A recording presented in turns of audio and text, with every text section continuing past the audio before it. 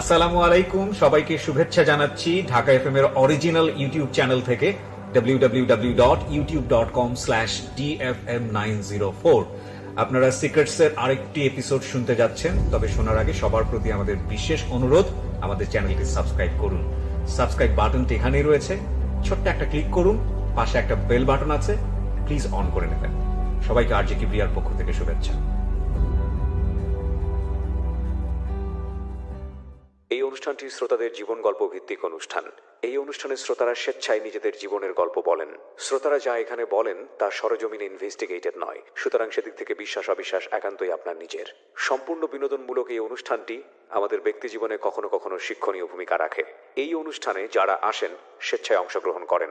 এই অনুষ্ঠানে কনফেস করবার পরে কিংবা জীবন গল্প বলবার পরে তার ব্যক্তি ও সামাজিক জীবনে কোনো বিরূপ প্রভাব পড়লে সেটার জন্য রেডিও কর্তৃপক্ষ দায়ী নয়। প্রতিটি অপরাধ এবং ভুল দাঁড়িয়ে থাকে গোপন কিছু ঘটনার উপর। আমরা সেই গোপনকে আনতে চাই সবার সামনে, যে গোপন আপনাকে অপরাধ কিংবা ভুলের মূল কারণ দেখিয়ে দেবে। আপনি হয়তো নতুন করে ভাবতে শিখবেন কিভাবে অপরাধ থেকে দূরে থাকা যায়। আমরা অপরাধীকে দোষী বলার আগে কেন সে দোষ করেছে সেটা দেখাই, যাতে আপনি আর সেই ভুল না করেন। আমরা অপরাধকে নিরুৎসাহিত করতে অপরাধ কিংবা কোনো ভুলের নির্মম পরিণতি দেখাই, যাতে আপনাকে আমরা সেই জায়গায় না দেখি। আমরা বিশ্বাস করি প্রতিটি মানুষই সম্ভাবনাময়। কাউকে তার ভুল বা অপরাধের শাস্তি দেবার আগে আমরা তার ভুলের পেছনের গোপন সত্য সবার সামনে বলার সৎ সাহসকে সম্মান জানাই, যাতে আপনি সেই ভুল থেকে বাঁচতে পারেন। শুরু হলো সিক্রেটস, সামথিং বিয়ন্ড এন্টারটেইনমেন্ট। প্রিয় শ্রোতা, আপনাদের সবাইকে আমন্ত্রণ জানাচ্ছি রবিবারের রাতে। আমি আরজে কিবরিয়া, ঢাকা এফএম 90.4-এ আরও একটি রাত, এবং আজকে সিক্রেটসের 31তম পর্ব নিয়ে আপনাদের সাথে আছি আমি। এই 31তম পর্বে এমন একজনকে আমি উপস্থাপন করছি যেটা সত্যি সত্যি গা শিউরে ওঠার মতো গল্প। আমি সবসময় একটা কথা আপনাদেরকে বলেছি এবং বলবো, যে কোনো মানুষের জীবনের সিক্রেটসই সে মানুষ ইচ্ছে করে জন্ম দেয় না। আমি সিক্রেটস বলতে এখানে বোঝাচ্ছি ভয়াবহ রকমের অপরাধ কিংবা ভয়াবহ রকমের ভুল এবং ভুলের খেসারত। সেই মানুষটি বাধ্য হয় কিংবা তাকে এমন পরিবেশে বড় করা হয় যাতে করে সে বাধ্য হয় সেই পথে পা বাড়ানোর। প্রতিটি মানুষই সুকুমার বৃত্তি, কোমল বৃত্তি নিয়ে পৃথিবীতে জন্মগ্রহণ করে, কিন্তু পরিবেশ পরিস্থিতির কারণেই সেই মানুষটি একসময় মানুষ থেকে দানবে রূপান্তরিত হয়। আমরা সেরকম একটি মানুষের গল্প আজকের এই সিক্রেটসে উপস্থাপন করতে যাচ্ছি। যারা এখানে আসতে চান নিজের জীবনের ভুল কিংবা অপরাধগুলো নিয়ে সত্যের মুখোমুখি হতে চান, বলতে চান কি ভুল করেছিলেন, কেন করেছিলেন এবং তার পরিণতি শেষ পর্যন্ত আপনার জীবনকে কোন দিকে নিয়ে গেছে, প্লিজ আমাদেরকে ফোন করবেন। আমাদের ফোন নম্বরটি হচ্ছে 09611904904। আরও একবার বলছি, 09611904904। চলুন আমার সঙ্গে কে রয়েছে তার সঙ্গে পরিচিত হই। হ্যাঁ, আপনার নামটা বলেন প্রথমে। মোহাম্মদ ফয়সাল। ফয়সাল, বয়স কত এখন? 23 বছর। একটু কাছাকাছি আসতে হবে মাইক্রোফোনের। 23 বছর বয়স ফয়সাল, এবং আপনি থাকেন কোথায়? আমি এখন যশোর নওপাড়াতে আছি। যশোর নওপাড়াতে আছেন। আপনি যে ঘটনাটা আজকে এখানে বলবেন সেটা কি পাবলিশড, মানে সবাই জানে? জি, অভয়নগরের লোকজন জানে। মানে আপনার এলাকার লোকজন আপনাকে এই ঘটনা জানে? জি জি। তার মানে আপনি যদি অনুমতি দেন তাহলে আপনার ছবি পাবলিশ করতে আমাদের কোনো সমস্যা নেই, ফেসবুকে আমরা পাবলিশ করতে পারি। এটা খুবই দুর্ধর্ষ একটা ঘটনা যেটা আপনারা মুখোমুখি হতে যাচ্ছেন, এবং আমরা চাই না সিক্রেটসের কোনো ঘটনা কোনো গেস্টের ছবি পাবলিশ হওয়ার পরে তার সামাজিকতায় আঘাত হাসুক। তারপরেও ও অনুমতি দিয়েছে, কিন্তু বাকিটুকু হচ্ছে আমাদের বিচারের উপরে, যে ওর পুরো ঘটনা শোনার পরে আমরা সিদ্ধান্ত নিব যে আসলে আমরা পাবলিশ করবো কি করবো না। ঠিক আছে, আপনি তো শোনেন আমাদের এই সিক্রেটস অনুষ্ঠানটা? আমি অনেক বেশি দিন থেকে শুনি না ভাই। আচ্ছা, কবে থেকে শোনেন? আমি এই গত 2.5-3 মাস শুনতেছি। যশোরে বসে? জি, আমি বাসাতেই বসে। মানে ঢাকা এফএম শোনা যায় ক্লিয়ার? জি জি জি। তো শোনার পরে আপনার কাছে মনে হয়েছে যে আপনি গল্পটা বলতে চান? জি, তো আমার ফ্রেন্ড, আমার তো ফ্রেন্ডই সব কিছু আমার। আচ্ছা, উনি আপনাকে উৎসাহ দিয়েছেন? হ্যাঁ, ও লাস্ট ফিনিশিং এ আমাকে বললো যে তুই যা, কিন্তু ফিনিশিং এ একটা কথা বলতে, সেটা ফিনিশিং এ বলি। ফিনিশিং এ বলেন, চলেন শুরু করি আমরা একেবারে ছোটবেলা থেকে, যেখান থেকে। আমার জন্ম খুলনাতে, খুলনা চন্দলি মহল গাজীপাড়া গ্রামে। তো যখন আমার জন্ম হলো, ঠিক যখন 4 বছর বয়স আমার, তখন আমার মা মারা যায়। তো মা মারা যাওয়ার পর আমার ছোট চাচির কাছে আমি থাকতে লাগি। তো আমার বাবা কিছুদিন মানে ওইখানে আমার মা মরার পরেই আমাকে চাচি যখন রাখে তখন আব্বু অনেক দিন পর মানে যায় 4-5 দিন পর পর আসে, কিন্তু একটা ছোট বাচ্চা বাড়িতে থাকলে কিছু হাতে করে নিয়ে আসে না, কিন্তু আমার জন্য কখনোই কিছু আনতো না। তো আমার চাচি মানে আমার চাচি আমার চাচাকে রাত্রেবেলা বলতেছে, আমি পাশের রুমে শুয়ে আসছি, তো তারও 2টা ছেলে মেয়ে ছিল, তো আমি শুয়ে শুনতেছি যে বলতেছে আপদটাকে আর কতদিন রাখবা তুমি, আপদটাকে তো তাড়াতে হবে। তো বলতেছে আচ্ছা ভাই আসুক, আসলে আমি এবার কথা বলবো সে ভাই কোথায় গেছে। তো এবার 2-1 দিন পর যখন আমার আব্বু বাসাতে গেছে তখন বলতেছে ভাই অনেক দিন তো হলো ভাই মারা গেছে, তাহলে তুমি আর একটা বিয়ে করো, তাহলে ফয়সালেরও কোনো সমস্যা হবে না, তাহলে ও ভালো একটা থাকবে। তাও বলতেছে কি যে না বিয়ে আমি করবো না, আমি ফয়সালকে নিয়ে এখান থেকে চলে যাব। তা বলতেছে যে কোথায় যাবা, তা বলতেছে যে আমি অন্য কোথাও চলে যাব, আমার এখানে যে জমিটা আছে আমি এখান থেকে বিক্রি করে আমি ওকে নিয়ে একেবারে চলে যাব। এটা খুলনার ঘটনা? জি এটা খুলনার ঘটনা। তো এখানে বললো কি আচ্ছা ঠিক আছে, তার জমিটা বাবা কি করতো আপনার? ওই সময় আমাদের অনেক জমি জায়গা ছিল, তিনি সেগুলোই দেখাশোনা করতেন? এক কথায় মা কৃষক। মারা যায় কি নরমালি মারা যায় না কোনো ঘটনা ছিল? না অসুখেই মারা যায়। অসুখে মারা। আপনি একমাত্র সন্তান? জি। ওকে। এবং আমার মা বাবার সঙ্গে পালিয়ে আসছিল, এই জন্য আমি মামা বাড়িও যাই, মানে আমার কোনো মামা বাড়িও যে ছিল না, ঠিক আছে, মানে আমার বাবা মাকে নিয়ে পালিয়ে বিয়ে করছিল। আচ্ছা, বাবার যে সম্পত্তি ছিল ওগুলো দিয়ে সংসার চলতো? জি। আচ্ছা। তো সেখান থেকে আমি ওখানে থাকলাম, মামা মানে আমার আব্বু ওখানে আমাকে নিয়ে নপড়াতেই চলে আসলো, যেখানে আমি এখন অবস্থান করতেছি। আমার বাসাতে যশোর নওপাড়া? জি যশোর নপড়া। আমি আমার সেই বাসাতে থাকি না, আমি আমার মতো করে থাকি। তো সেখানে নিয়ে আসলার পরে যে বাসাতে আমাকে উঠাইছিল সেখানে মানে 2টা বড় ছেলে, মানে সেটা আমার সৎ মা, কিন্তু সেটা আমার মার বিয়ে করার আগের ঘরে মানে বিয়ে, কিন্তু আমরা কেউ জানতাম না, আমিও তো জানি না, আমি তো ছোট। তো আমাকে বাসের মধ্যে আসার সময় বলতেছে যে আব্বু তুমি ওইখানে গিয়ে তুমি আমাকে আব্বু বলে ডাকবা না। তাই আমি বলতেছি কি বলে ডাকবো, তা বলতেছে আমাকে তুমি মামা বলে ডাকবা। আমি এটি বুঝিনি, মানে উনি আপনাকে যেখানে নিচ্ছে সেখানে কি হয়েছে, উনি আরেকটা বিয়ে করে রেখেছিল? জি, সেখানে আমার থেকে বড় তার ছেলে আছে 2টা। এটা আগের বিয়ে? আগের বিয়ে, কিন্তু কেউ জানে না। আপনার মাও জানতো না? কেউ জানে না। আচ্ছা, ইন্টারেস্টিং, সো ভেরি ইন্টারেস্টিং। এটা ও পরবর্তীতে জেনেছে, যখন জেনেছে তখনই বললে হয়তো ভালো হতো, কিন্তু যেভাবে ওকে মানে বলছে আমরা একটু স্টোরিটা খেয়াল করবো, বিকজ সিক্রেটসের খুবই গুরুত্বপূর্ণ একটা স্টোরি আজকে এখানে রিভিল হচ্ছে। ওকে, তো বাবা বললো মামা করে ডাকার জন্য। বাবা জি, বাসের মধ্যে আসার সময় আমার দৌলতপুর থেকে আমাকে নদী পার হয়ে দৌলতপুর থেকে বাসে উঠছে, তো আমাকে এভাবে বুঝাতে আসছে যে তুমি আমাকে মামা বলে ডাকবি ওইখানে গেলে। আমি বলতেছি যে কোথায় যাবো, তখন তো ছোটো, আমি তো তেমন কিছু বুঝি না। তো বললো কি যে ওখানে চল, কোনো সমস্যা হবে না, ওখানে তোকে আমি স্কুলে ভর্তি করে দিব। তো এইখানে নিয়ে আসলো যশোর নপড়াতে, নিয়ে আসার পর সে বাসায় আমাকে রাখলো। তো জিজ্ঞাসা করলো সেই ভদ্রমহিলা যে এ কে, তা বলতেছে আমার বোনের মেয়ে, আমার বোনটা মারা গেছে, তো এখানেই থাকবে। তো বললে ওই ওনার যে 2টো ছেলে বললো কি আচ্ছা ঠিক আছে, খুব নর্মালি খুব ভালো ব্যবহার করতেছে, ছোটো মানুষ। আমাকে রুমের মধ্যে নিয়ে গেল, নিয়ে যে আসো, আমাকে খুব খাওয়া দাওয়া খুব কিছুই করতেছে। এরপর পরের দিন 2-3 দিন যাওয়ার পর আমাকে যে মক্তব পড়াই ভোরবেলা আজান ফজরের নামাজের পরে যে সকালে, আমি ওইগুলো কোরআন শরীফ ধরলাম, আমরা পড়ে কোরআন শরীফ ধরছি। ধরার পর আমাকে যখন আমার মানে ভর্তি করে দিয়েছে তার 1 বছর পরেই ক্লাস প্রাইমারি স্কুলে আমাকে ভর্তি করে দিয়েছে। তো এইভাবে 2 পর্যন্ত পড়া হয়েছিল এখানে। পড়ার পর এর মধ্যে থেকেই আমার মানে আস্তে আস্তে তো 2 বছরের কাহিনী হয়ে চলে গেল। তো এর মধ্যে আস্তে আস্তে আমাকে আমার যে সৎ মা ওখানে কিন্তু 2-1 মাস যাওয়ার পরেই আমার বাবাকে বলতেছে যে এখানে এতদিন থাকবে কেন, তুমি একে অন্য কোথাও তুমি কোনো এতিমখানায় রেখে আসো, ওই করো, এখানে তো এতদিন রাখা যাবে না। আর এইটা ছিল হচ্ছে যে এখানে যে আমার বাবার যে ওয়াইফ তার বাড়ি, কিন্তু এটা কিন্তু আমার বাবার বাড়ি না। আচ্ছা আচ্ছা, ইন্টারেস্টিং। ওকে, এখন তার বাড়ি সে আমার বাবা থাকতেছে, তো সে যেটা বলবে সেটাই ফাইনাল ডিসিশন। রাইট। ঠিক আছে, তো এখানে বলতেছে যে এখানে থাকুক, সমস্যা না, আর একটু বড় হলে আমরা ওকে কোথাও রেখে আসবো। আচ্ছা। তো বললো কি আছে, এবারে ওই ছেলে 2টা, তখন বড় ছেলেটা উনি কিন্তু হিরোইন খেত।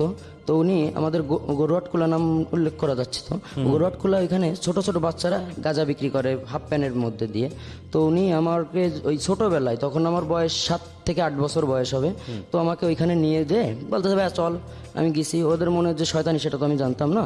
তো আমাকে নিয়ে যেয়ে আমাকে দেখাই দিচ্ছে দূর থেকে যে 20 টাকা দিছে, দিয়ে বলতেছে ওইখানে যা, যে বল কি যে 1 টুকলা দেন, দিলে তোকে দিয়ে দেবে। তখন আমি ওখানে যে আমি দিছি, দিয়ে নিয়ে রেল লাইন থেকে নিচে নামিছি, মসজিদের সামনে আসছি, গলি থেকে ও তো দাঁড়ায় রয়েছে খেজুর। এটা নিতে পাঠাইছে হচ্ছে আপনার ভাই? আমার সৎ ভাই। হ্যাঁ, সেটাই বলছি। ওকে, যেটা বড় 2 ভাই তোরা। আচ্ছা, সে খেজুর গাছের ওইখানে দাঁড়ায় আছে মসজিদের পাশে। আমি অর্ধেক পর্যন্ত আসছি, 4 থেকে 4 মিনিটের রাস্তা, তো আমি কেবল অর্ধেক আসছি। ঠিক সেই সময় সিম্পলে 2জন পুলিশ কিন্তু আমাকে এসে বলতেছে বাবু শোনো। এবার আমি গেছি, তা বলতেছে যে তোমাকে একটু চেক করি দেখি। এখন আমাকে তো চেক করে তোমার কাছে তো মনে করেন ওটা পাইছে। তখন কিন্তু আমি দেখতেছি, আমি বলতেছি ওই যে আমাকে নিতে পাঠাইছে আমার ভাই, তখন কিন্তু ও কিন্তু এগিয়ে আসছে, এসে বলতেছে না আমি তো একে চিনি না। তখন আমার বাড়ি মানে আমার বাবাকে ডাকা হলো, ডাকলে বলতেছে যে তুই যখন এত খারাপ হয়ে গেছিস এত অল্প বয়সে, তা তুই যে আমাকে যশোর ছোট যে জেলখানা ওখানে রাখা হয়েছিল। আপনার বাবাও বিষয়টা বিশ্বাস করলো না? না, সেটা যে তারা যেটা বলতেছে সেটাই মনে করেন ফাইনালি, আমার যে কোনো একটা কথা সেটা কোনো কথা না, আর সেটাই মনে করেন যে জেদ হয়ে দাঁড়াচ্ছে আমার মনে। আমি সেটাই তো বুঝতে যে পারছি এত যে ছোট অল্প বয়সে এতটা প্রেশার মাথার মধ্যে নিলে যে কেমনটা সেই ছেলেটা যে কি হয়। বাবা বললো যে তুই জেলখানায় যা, এটা হ্যাঁ, জেলখানায় সে আমাকে কিন্তু ছাড়ালো না। সেখানে পুলিশ কিন্তু বললো যে 1000 টাকা দিলে আমাকে ছেড়ে দিবে, সেখানে সে টাকাটাও আমাকে দিল না। সে আমাকে কিন্তু থানায় নিয়ে গেল, নিয়ে যে আমাকে ছোট যে বাচ্চাদের যেখানে রাখে ওইখানে রাখা হলো। রাখার পর আমাকে 5 মাস পরে, আমার কোনো উকিল নাই কিছু নাই, আমাকে বললো যে সরকারি উকিল আমাকে দিবে। তো আমি বললাম যে আমাকে এইখানে থাকে, আমার তো কেউ নাই, আমি তো জজ ম্যাডাম ছিল সেখানে, জজ ম্যাডাম। তো ম্যাডামকে আমি বললাম যে ম্যাডাম আমাকে একটু কথা বলার অনুমতি দেওয়া যাবে? তো ম্যাডাম বললো কি হ্যাঁ বলো। তো আমি বললাম কি যে আমার কোনো উকিল না, আপনারা যদি এখানে যতদিন রাখবেন আমি ততদিন থাকবো, আমার তো বাইরে যেও কেউ নাই, আমি কোথায় যাব? তো বললো কি যে আমাকে 6 মাস রাখার পর আমাকে কিন্তু ছেড়ে দেয়। দেওয়ার পর 6 মাস আপনি জেলে ছিলেন? জি, 6 মাস। ওই 6 মাস জেলের অভিজ্ঞতাটা কি ছিল?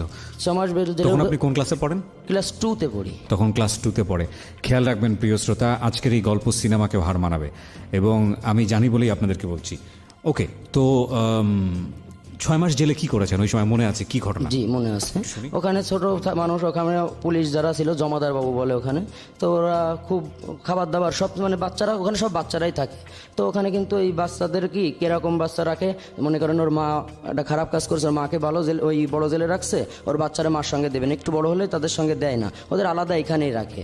এরকম কিছু আছে। আবার কিছু আছে অপরাধ যারা বস্তিতেই থাকেন, তারা ওই মাদক ব্যবসা ট্যাবসা করেন, তাদেরকে বাচ্চা জেলখানায় রাখা হয়। তো এই ক্ষেত্রে 6 মাস পর যখন আমি চলে আসলাম, এসে কিন্তু আমি ডাইরেক্টলি আমি কিন্তু বাড়িতেই উঠছি। কেউ আপনাকে আনতে যায়নি? না, আমাকে কেউ আনতে যায়নি, আমি কিন্তু নিজে থেকেই বাসাতে আসছি। কোর্ট থেকে আপনাকে ছেড়ে দিল? জি, আমাকে ওই ম্যাডাম ছেড়ে দিল। দেওয়ার পর আমি বাসাতে আসছি। আসলে আমাকে কিন্তু এই যে সুপারি গাছ আছে, আমাকে বলতেছে কি এই সুপারি গাছে থেকে সুপারি পারতাম, আমি কিন্তু গাছের টাছে উঠতে পারতাম না।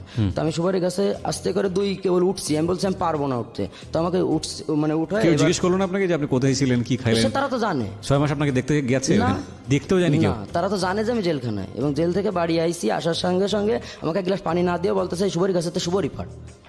কোনো এমনি কোনো নর্মালি তারা কিন্তু কোনো কিছু জিজ্ঞাসা করলো না, না বললে সুপারি গাছে আমি 2 উঠছি, কিন্তু আমি তো উঠতে পারতেছি না। তখনও জানে যে আপনি আপনার বাবার সন্তান না?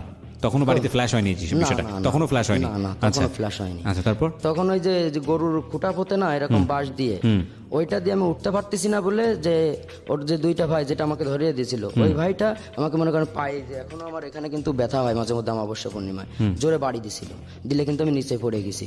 তো মনে করেন ওইখান থেকে আমি খুব কষ্ট পেলাম। তা পাওয়ার পর আমি রুমে চলে আসলাম।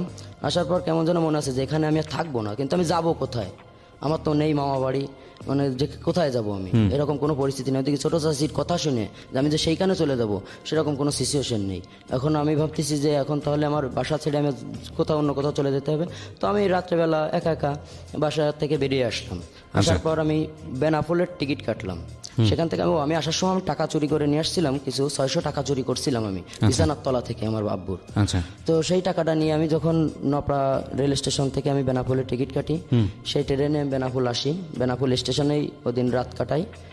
পরের দিন যে ফল বিক্রি করে ওইখানে যারা বর্ডার পার মারা করে, এর মধ্যে অনেক দালাল এসে আমাকে বলতেছে যে এই তুমি কোথায় যাবা, ইন্ডিয়া যাবা? ঠিক আছে, তোমার কাছে 2000 টাকা আছে, তাহলে আমি তোমাকে ইন্ডিয়ায় পাঠাই দিচ্ছি, ওই কাজকর্ম সব দিয়ে দিবা, তুমি ছোটো মানুষটা কে আছে? আমি বললাম কি যে না আমি ইন্ডিয়ায় যাবো না। তাই এর মধ্যে একটা মুরব্বী লোক ফলের নিয়ে যাচ্ছে, তো উনি আমাকে বলতেছে এদিকে আসো শোনো। তা আমি বলতেছি কি? তা বলতেছে কি যে তুমি বাসা কোথায়? তা আমি বলতেছি কি যে নপড়ায়। তা বলতেছে এখানে কাদের বাসায় আসছো? তা আমি বলতেছি আমার কোনো কেউ নাই। তা বলতেছে তুমি আমার সাথে থাকবা, আমার এখানে কাজ করবা? তা আমি বলতেছি হ্যাঁ আমি কাজ করব। তা বলতেছে আচ্ছা ঠিক আছে তাহলে আসো। এবার ওইখানে গিয়ে দেখি আমার মতো আরেকটা ছেলে আছে। একটু থামাচ্ছি, আপনার তখন ক্লাস 2-তে পড়া অবস্থায় এই ঘটনা? জি। মানে আপনি তখন ক্লাস 2-তে শেষের দিকে অথবা ক্লাস 3-তে পড়েন, এরকম বয়সে আছেন? জি। আচ্ছা, তার মানে 7 থেকে 8 বছর এখান বয়স। থেকে আবার লেখাপড়া শুরু করছি। আচ্ছা, 7 থেকে 8 বছর বয়স। তো ওই লোকের বাড়িতে গেলেন, গিয়ে দেখলেন যে আরেকটা ছেলে আছে আপনার মতো। জি। ওকে, তারপর? সে ছেলেটার নাম হচ্ছে রনি, যে আজও আমার সঙ্গে আছে। ওকে। সেই রনির সঙ্গে আমার ওখানে দেখা দিল যে তোরা দুই ভাই একসঙ্গে থাকবি এখানে থেকে। ওর ফলের মানে ওই বাড়ির মধ্যে যে প্যাকেটিং গুলো করতে হয় আমাদের দিয়ে ওইগুলাই করাতো, আর বলতো কি যে তোমরা যদি পড়তে চাও, ওই ওই রনির ছেলেটা তখন পড়তো, ওই লোকই পড়াতো। আচ্ছা, ওকে ওকে কোথা থেকে নিয়ে আসছে? জি। আচ্ছা, তো ওর বাসা ছিল হচ্ছে, আমার বাসা ছিল নপড়া আর ওর বাসা ছিল চেঙ্গুটিয়া, মানে একই জেলায় কিন্তু আমাদের ভিন্ন একটা জায়গায়। আচ্ছা, তো ওর সঙ্গে ও খুব ভালো যে আমরা একই এলাকার লোক। এখন ওই ও বলতেছে যে তাহলে এরে ওই স্কুলে ভর্তি করে দেন। তা আমি বললাম কি আমি এই নামটাই চেঞ্জ করে বলবো, ফয়সাল নাম আমি আর থাকবো না, মা বাবার কোনো নাম আমি থাকবো না, আমি আমার মতো করে যখন এসছে তা আমার নাম সেখান থেকে মনে করেন সানি নামে আমি পরিচিত থাকলাম। আপনি নিজেই দিয়েছিলেন নিজের নাম? জি, নিজের নাম সানি। সানি। আচ্ছা, তো সানি নাম হয়ে এখন মানে ওর নাম রনি, আমি নাম সানি। সানি রনি দুজনই মনে করেন যে আমরা ওইখানে আমাদের 3-তে ভর্তি করলো, ওকে। করে ওইখানে আমি ওইখানে 6 পর্যন্ত পড়াশোনা করছিলাম। আচ্ছা, ওইখানে ওই ওই মা বা ওনার যে ওয়াইফ ছিল, যে লোকটা আমাদেরকে এই ওইখানে রাখছিল। সময়টাতে আপনি বাড়িতে যেতেন না? না না না, আমার সঙ্গে তাদের কোনো রকম কোনো সংযোগ নেই, কিন্তু সেটা পরবর্তীতে হয়েছে। আচ্ছা, সেটা তো হবেই, সামনের দিকে গেলে হয়তো বা বুঝতে পারবো। তো এই 4 বছর ধরে ওই বাড়িতে আপনি থাকলেন, ওই কাজ করতেন, ঠোঙ্গা বানানোর কাজ? ঠোঙ্গা বানানো না, তাহলে? ওনার যে ফলের যে ঝুড়ির মধ্যে যে প্যাকেটিং গুলা করতে হয় ওইগুলা করতাম আর কি। আচ্ছা, ওগুলো করতেন। ওইগুলো মানে নষ্ট, অনেক দূরে দূরে যাইতো তো, সে ট্রাকে করে অনেক দূরে যাবে যাতে মালগুলো নষ্ট না হয়। আচ্ছা, এগুলো আসতো কোথা থেকে, এই ফলগুলো? এগুলো আসতো ইন্ডিয়া থেকে ইন্ডিয়া আসতো, তারপরে বিভিন্ন রংপুর মানে যেখান থেকে আচ্ছা, অনেক বড় বড় ফল হয় সেখান ওকে। থেকে ওইগুলো আসতো। উনি অনেক বড় ব্যবসায়িক ছিল। তারপর?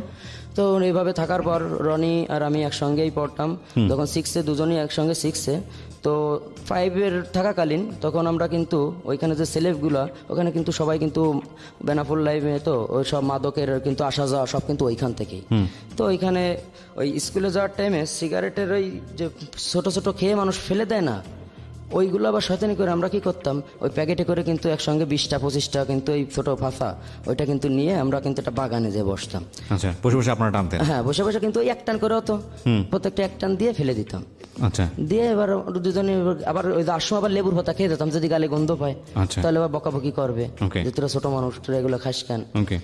তো এইভাবে 6 পর্যন্ত যাওয়ার পর তখন রনিরে আমি বললাম কি যে ভাই আমরা, ওরা আমি দোস্ত বলেই ডাকি, যে দোস্ত এখানে তো মনে করো যে অনেকদিন থাকলাম, তো আমরা অন্য কোথাও চলে যাই। তো বলছে কোথায় যাবি, তখন আমাদের ওইখানে যে ছেলে ফেলে ছিল তো ওরা ওদের সঙ্গে অনেকেই যে ওরা ওই ফেন্সি আনা নেওয়া করতো ইন্ডিয়া থেকে, গরু ফেন্সি এইগুলো মনে করে আনা নেওয়া করতো, আচ্ছা, পাচার করতে হবে? পাচার করতো। তো আমি ওকে বললাম কি যে ওই জায়গায় যাবি, তখন ওই বিজিবির গুলি খেয়ে মরবো না আমি। রনি আমাকে বললো, আমি বললাম আচ্ছা ঠিক আছে, তাহলে এখানে আর থাকা যাবে না। তো সেই কাকুরে আমি বললাম যে কাকু আমরা মানে এই চলে আসার কারণটা হচ্ছে ওনার একটা ছেলে ছিল, বড় ছেলে, উনি সেই টাইমে বিয়ে করছিল, আমরা যখন 5-এ উঠছিলাম তখন উনি ওইখানে বিয়ে করছিল ওনার ছেলে। ওকে। বিয়ে করার পর ওই যে ওয়াইফটা, ওনার যে বৌমাটা আমাদেরকে কিন্তু তেমন একটা বেশি একটা ইয়ে করতো না, পছন্দ আমরা করতো বাড়ি না। থাকতাম। আচ্ছা। এই জন্যই যে তাদের কাজ করাতেন, তাকে বলতো যে তার শ্বশুরে যে বাবা যে ওদের দিয়ে আপনি কাজ করাচ্ছেন কিন্তু ওদের বাসায় রেখে খাতি দেওয়ার তো কোনো মানে নাই, ওদেরকে আপনি গোডাউনে রেখে দেন, ওইখান থেকে আপনি ওদের হোটেলে খাওয়ান, কিন্তু বাসায় তো এইভাবে দুটো ছেলেকে এইভাবে নিয়ে আসা তো ঠিক না। তা বলতেছে যে বোমা ওরা এতদিন ধরে রয়েছে, ওরা আমার নিজের ছেলের মতো, ওরা ওদের দ্বারা কোনো খারাপ কিছু তো পায়নি যে ওদেরকে মানে পাঠাই দিতে হবে। তো এই কথাগুলো শুনে কিন্তু রনি কিন্তু খুব জেদি, আমিও খুব জেদি, তো আমাদের খুব খারাপ লাগলো। এমনি ছোট বয়স থেকে এমনি মনের মধ্যে একটা অন্যরকম জেদ চলে আসছিল আমার। এই পর্যায়ে ছোট্ট একটা বিরতি নেব প্রিয় শ্রোতা। ছোট্ট একটি বিরতির পর ফয়সালের যে সিক্রেটস সেখানে আমরা আবারও ফিরে আসবো। Stay tuned. Secrets. Something beyond entertainment.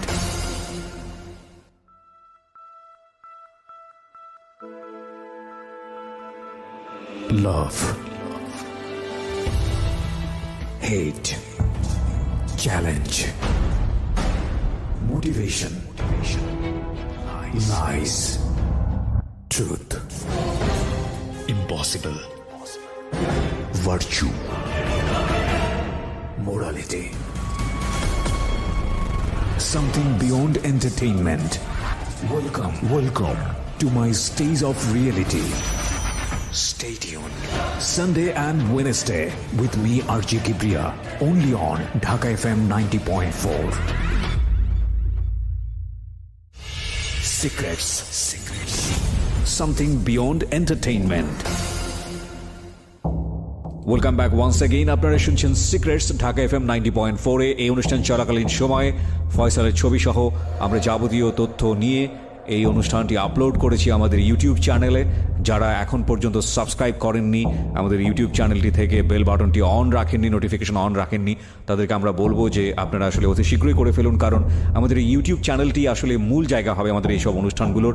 সাথে আরও নতুন নতুন কন্টেন্ট নিয়ে আমরা ভবিষ্যতে এই জায়গাটিতে রেডিওটিকে, ঢাকা এফএমটিকে অন্যভাবে চেনানোর কাজ শুরু করেছি। সো যারা এটা করেননি তাদেরকে আমরা বলবো যে ওখানে সাবস্ক্রাইব করুন। আমাদের ঢাকা এফএমের চ্যানেলটি হচ্ছে www.youtube.com/DFM904।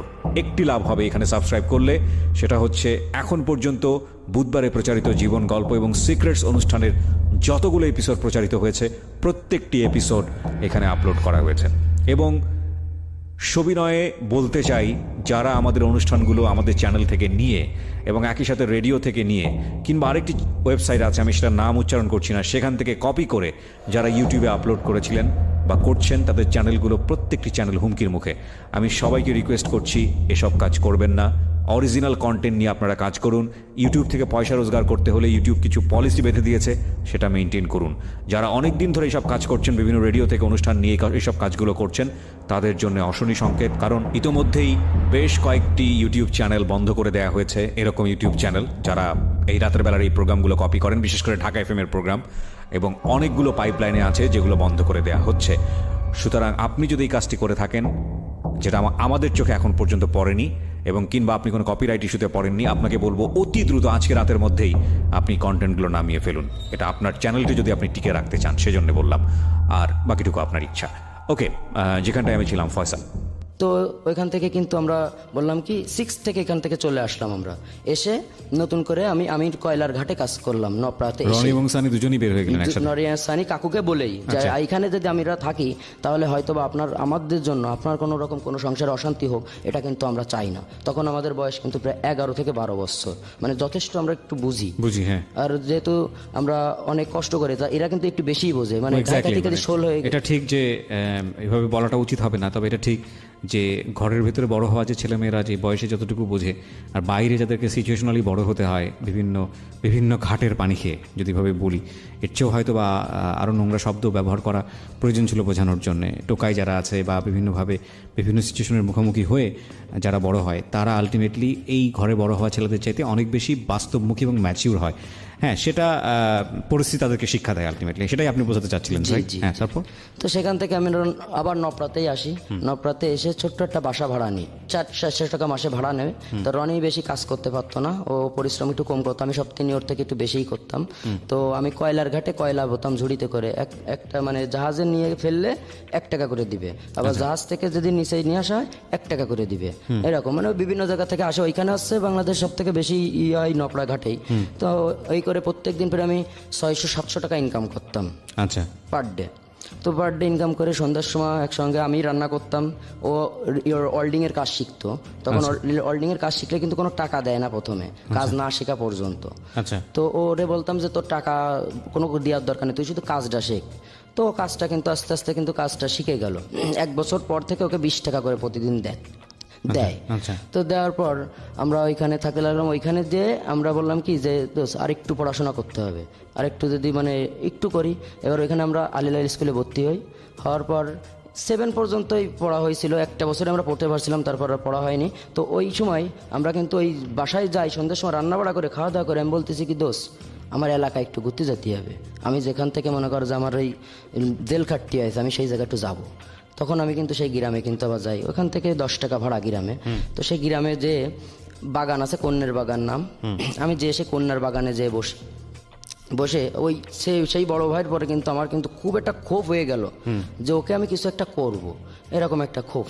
যেহেতু আপনাকে অত্যাচার করেছে, যেহেতু আপনার শৈশবটা আপনার কাছ থেকে কেড়ে নিয়েছে, জিনিসটা আমার মনের মধ্যে অনেকটাই মানে করছে যে ওকে আমি না মারতে পারলে আমার এত মানে এরকম, অত ছোট বয়সে তারপরও অনেকটাই করছে। তা ও তো নেশা করে, এইটুকু তো আমার ধারণা ছিল। তাহলে আমার কি করতে হবে? তাহলে আমি থানার ওইখানে গিয়ে দুটো পুলিশ মোটরসাইকেলে যাচ্ছে, তা আমি তাদের কিন্তু দাঁড় করাইছি যে স্যার আমি একটু আপনাদের সঙ্গে একটু কথা বলতাম। তো বলতেছে কি বলবা? তো আমি বলতেছি কি যে আপনার যদি নাম্বারটা আমাকে দিতেন, আমার কিন্তু ফোন ছিল না, তো আমি আপনাকে যে কোনো কায়দায় যে মানে করে যারা এই গাঁজা মাজা বিক্রি করে আমি এদের ধরাই দিতে পারি। তা বলতেছে কি তুমি শিওর? তা আমি বলতেছি হ্যাঁ আমি ধরাই দিতে পারবো। তো আমি কি করি, ওই একদিনের টাকা নিয়ে আমি তো প্রত্যেকদিন 600-700 টাকা ইনকাম, একদিনের টাকা নিলে কোনো সমস্যা নেই। আর তখন মাত্র, এখন তো 700-800 টাকা প্যাকেট, তখন মাত্র প্যাকেট ছিল হচ্ছে 200 টাকা। জি। তা আমি এক প্যাকেট কিন্তু এখানে কিন্তু কিনছি গাঁজা? জি। আচ্ছা। গাঁজা কিনে আমি ওই যে ভাইটা যে খায় ওর রুমে, মানে যে বারান্দার ওইখানে কিন্তু আমি রেখে আইছি, কিন্তু কেউ কিন্তু জানে না। সেটা সন্ধ্যার পর আমি একা একা যেয়ে কিন্তু রেখে আসছি। মানে যাতে করে ওকে ধরাই দিবেন আপনি? জি জি। আচ্ছা। এখন পুলিশের কাছ থেকে আমি কিন্তু পুলিশে আমি ফোন দিয়ে বলে দিছি, আর একজনের ফোন দিয়ে যে আমাকে একটু কথা বলতে দেন, দিয়ে বলতেছি যে অমুক জায়গায়। এখন আমি দূর থেকে কিন্তু ওকে দেখাই দিছি যে আপনি যান ওখানে যে পাবেন। এখন ওখানে তো আমিই রেখে আসছি, তো পাবেই। এখন যে পাইছে তাও সেই ঘরে ওরে সহ পাইছে, এখন ওরে মনে করেন বের করে নিয়ে যায়। এখন সেই গাদার টুকরাটা আবার ওই পুলিশ কিন্তু যাওয়ার সময়, মানে ওকে ধরে নিয়ে যাওয়ার সময় আমার সঙ্গে কথা বলে আমাকে আবার সেই টুকরাটা আমার দিয়ে যায় যে এটা তুমি রাখো, পুলিশে দিচ্ছে। আচ্ছা। তো আমি সেটা কি করলাম, আবার কিন্তু বিক্রি করে দিলাম সেই 200 টাকায়। আবার আপনাকে তো দেওয়ার কথা না পুলিশ? না না, দেওয়ার কথা না, কিন্তু সে আমাকে দিছে এই জন্য যে আমি বলেছি যে আমি আমাকে জিনিসগুলো দেবেন, আমি পুরো যেখানে যা হবে আমি আপনাকে সব খোঁজ দিব। উনি কিন্তু থানাবন্ত লোক নেয় না, খারাপ ভালো পুলিশ সব জায়গায় আছে, আর উনি কিন্তু সেই ভালো অফিসার ছিলেন না। তিনি কিন্তু থানায় সেই আসামিগুলো নিত না, আমি যে আসামিগুলো ধরিয়ে দিতাম। আচ্ছা ঠিক আছে, তারপর কি করতো উনি? ওনাকেই মনে করেন ওই বাসা থেকে টাকা খেয়ে ওনার কাছ থেকে সেই সময়টাই 4,500 টাকা নিছিল ওর কাছ থেকে। হ্যাঁ, উনি কিছু টাকাই খাবে। দুজন আসতো, উনি কিন্তু গাড়ি নিয়ে যে পুলিশের যে বহল নিয়ে আসে, উনি কিন্তু বহল নিয়ে আসতো না, সিরেফ 2 লাখ আসতো মোটরসাইকেলে, এসে ওইটা কাটিং করে নিয়ে চলে যেত। তো এখান থেকে এইভাবে কিন্তু যারা দেখতাম যে কারা বিক্রি করে, দুজনে কিন্তু আমি সারাদিন কাজ করে আসার পর, রনি কাজ করে সন্ধ্যার সময় যাওয়ার পর, সন্ধ্যার পর আমাদের কাজ থাকতো যে খিডা কোথায় কি বিক্রি করতেছে এগুলো আমাদের দেখা, দুজনের আর কোনো কাজ নেই। এখন ওইগুলো দেখে বেড়াতাম, এবার ওই পুলিশে ধরাই দিতাম। দিলে ওরা যে গাঁজাগুলো আমাকে দিত, এই গাঁজাগুলো কিন্তু আবার বিক্রি করা শুরু করলাম, আমরা বিক্রি করতেছি। মানে উল্টে এখন গাঁজা বিক্রি করা শুরু করলেন। এবং ওই পুলিশ তো ওনার কাছ থেকে কমিশন খাইতো, আপনাদের কোনো কমিশন দিত ওই সময়? কাদের? ধরেন কারো ধরেন। হ্যাঁ, মনে করেন 4,500 টাকা নিল, আমাদের দুজনে 500 টাকা দিল। আচ্ছা, এটা দিত আবার গাঁজাগুলো দিয়ে, মনে করেন 4-5 প্যাকেট গাঁজা পাইছে, আমাকে 2 প্যাকেট দিত, ওরাও সেবন করতাম। আচ্ছা। এখন আমাদের 2 প্যাকেট দিত, আমরা 2 প্যাকেট কি করতাম, আমরা কিন্তু তখন সেবন করতাম না গাঁজা, তখন একটু সিগারেটটা আমরা শুরু করছিলাম। আচ্ছা। তো ওইটা আমরা বিক্রি করে ওই টাকাটাও আমরা আলাদা রাখি, আমরা টাকা কিন্তু সব জমিয়ে রাখতাম। আচ্ছা। আমাদের রুমে দুজন মিলে একসাথে জমা? দুজন মিলে একসঙ্গে জমাতাম। ওর কিন্তু বেশি ইনকাম ছিল না, ইনকাম যা ছিল আমারই ছিল। আচ্ছা। তো এই ক্ষেত্রে আমরা ওইখানে কাজ করতে করতে, ওইখানে সেই একটা পাড়া আছে যেখানে যে একটা বাসা ভাড়া থাকে, সেই বাসা ভাড়ায় সব মহিলারাই থাকেন এবং তাদের একটা সর্দার আছেন। তিনি কিন্তু এই দিনের বেলা সবাই ঘুমায় থাকে, রাত্রেবেলা বিভিন্ন জায়গায় তাদের নিয়ে যেতে হয়। তো এরকম এসে রনির সঙ্গে একটা লোক কথা বললো, সেই মহিলার সঙ্গে কথা হলো। তো রনি বললো কি যে দোষ, রাত্রেবেলা আমি যখন গেছি তা বললো কি দোষ, আমাদের যে আমরা যেখানে বাসা ভাড়া থাকতাম তা 3 বাসা পরে, তা বলতেছে দোষ ওই বাসায় না, মনে কর যে তখন তো 13 বছর টছর বয়স হয়ে গেছে, একটু বুঝি। তো বলতেছে দোষ ওই বাসায় মনে কর আমার, বলতেছে ওই জায়গাতেই থাকি, তা আমাকে সব খাওয়া দাওয়া, তো ওরা আমার সবার খাওয়া দাওয়া দেবে না, তাহলে আমাকে রান্না করে খাতে হবে না, আমরা তো ভালো করে রান্না করতে পারি না। তা আমি বললাম কি যে কি করতে হবে, তা বলতে তুই তোর মতো কাজ করবি, আমি মনে কর যে ওই জায়গাটায় যে কাজ করাই তাই করবো। তা আমি বলতে কি কাজ করাবে সেটা কি তুই জানিস? তা বলতেছে সেটা আমরা যেয়ে দেখবো, আমরা শুনে মিলে কাজ করবো। তো আমি বললাম চলো। এখন গেলাম, সেই মহিলার নাম আমি বলছি না, তো সেই মহিলার কাছে গেলাম, যে বললাম যে আন্টি আমাদের কি কাজ করতে হবে। তো সে আন্টি বললো কি যে তোমাদের কাজ হচ্ছে তোমরা কি দুজনই থাকবা? তা আমরা বলছে, রনি বলতেছে কি যে না দুজন থাকবে না, আমি একাই থাকবো। তা বলতেছে আচ্ছা ঠিক আছে, তাহলে ওর কাজ হচ্ছে প্রত্যেকদিন রাত্রেবেলা আমাদের যে মেয়েগুলো যেখানে যেখানে যাবে, মেয়ের সঙ্গে যাবে, যে সেখানে বসে থাকবে, মেয়ে আবার যখন আসবে মেয়ের সঙ্গে আবার চলে আসবে, কাজ হচ্ছে এইটাই, বডিগার্ড। হ্যাঁ। তো তারপর ওইখান থেকে এইভাবে কিছুদিন যায়। এর মধ্যে ও কিন্তু এর মধ্যে আমি আর ওইটি কালী পূজা দেখতে গেছি, এর মধ্যেই কালী পূজা ছিল। তো আমাদের জীবনে ফার্স্ট যে মেয়ের সঙ্গে হয়েছে, সম্পর্ক না, এটা কোনো সম্পর্ক বলে না, যেটা পুজোর মণ্ডপে আমরা কলপাটে দাঁড়ায় আছি, পুজো দেখতেছি, সবাই নাচা গানা করতেছে। এর মধ্যে থেকে আমাদের থেকে অনেক সিনিয়র হবে, তখন আমাদের বয়স 14, ওই মেয়েটার বয়স 18-19 হবে সর্বনিম্ন। তো সেই মেয়েটা কিন্তু এসে বলতেছে যে তোমাদের বাসা কোথায়? তা আমরা বলতেছি এইখানেই থাকি আমরা। তা বলতেছে তোমরা কি কালীবাড়ি মন্দির চেনো? মানে আমরা যেখানে আছি সেটা হচ্ছে ছোট মন্দির, কালীবাড়ি মন্দির ওখান থেকে অনেক দূরে, ঠিক আছে। তো আমরা বললাম হ্যাঁ চিনি। তা বলতেছে কি চলো আমাকে নিয়ে চলো। তা বললি দুজন একসঙ্গে যাচ্ছি। তা বলতেছে না একজন চলো।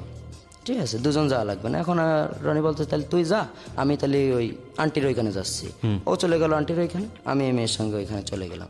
যে রিক্সায় আমাকে নিয়ে গেল, নিয়ে যে ও যে মানে 2টা মন্দির ঘুরছিল, কালী মন্দির আর হচ্ছে শ্মশান ঘাটের মন্দির। প্রত্যেক মন্দিরে উনি 1000 করে টাকা দিল, হিন্দু ছিল সে মেয়েটা। জি। তো সেখান থেকে আসার সময় আমি বলতে চলেন তাহলে রিক্সা এবার আপনাকে এগিয়ে দিয়ে আমি চলে যাব, আমার অনেক রাত হয়ে যাচ্ছে, প্রায় 11:30 বেজে গেছে। তো বলতেছে কি যে এই পাশে না চলো আমরা এই পাশে হাঁটতে হাঁটতে যাই, রেল লাইন দিয়ে হাঁটতে হাঁটতে যাই। তো রেল লাইন দিয়ে হাঁটতে হাঁটতে গিয়ে যে স্টেশনের এই মানে পাশে কিন্তু অনেক বগি ফেলানো থাকে, মানে মালগাড়ির ইয়েটা ওটা ফেলানো থাকে।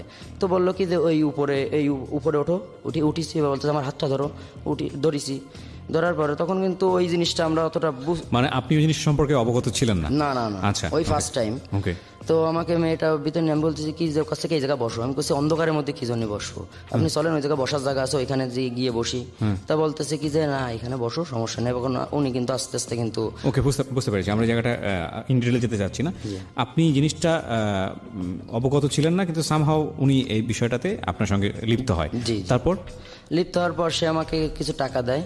ওই আপনাকে টাকা দেয়? জি, উনি আমাকে 700 টাকা দেয়। আচ্ছা। তখন 700 টাকা দিয়ে বলতেছে এটা মনে করো যে তুমিও আমাকে চেনো না, আমিও তোমাকে চিনি না, তোমার সঙ্গে। এটা কি ভদ্রঘরের ফ্যামিলির ছিল?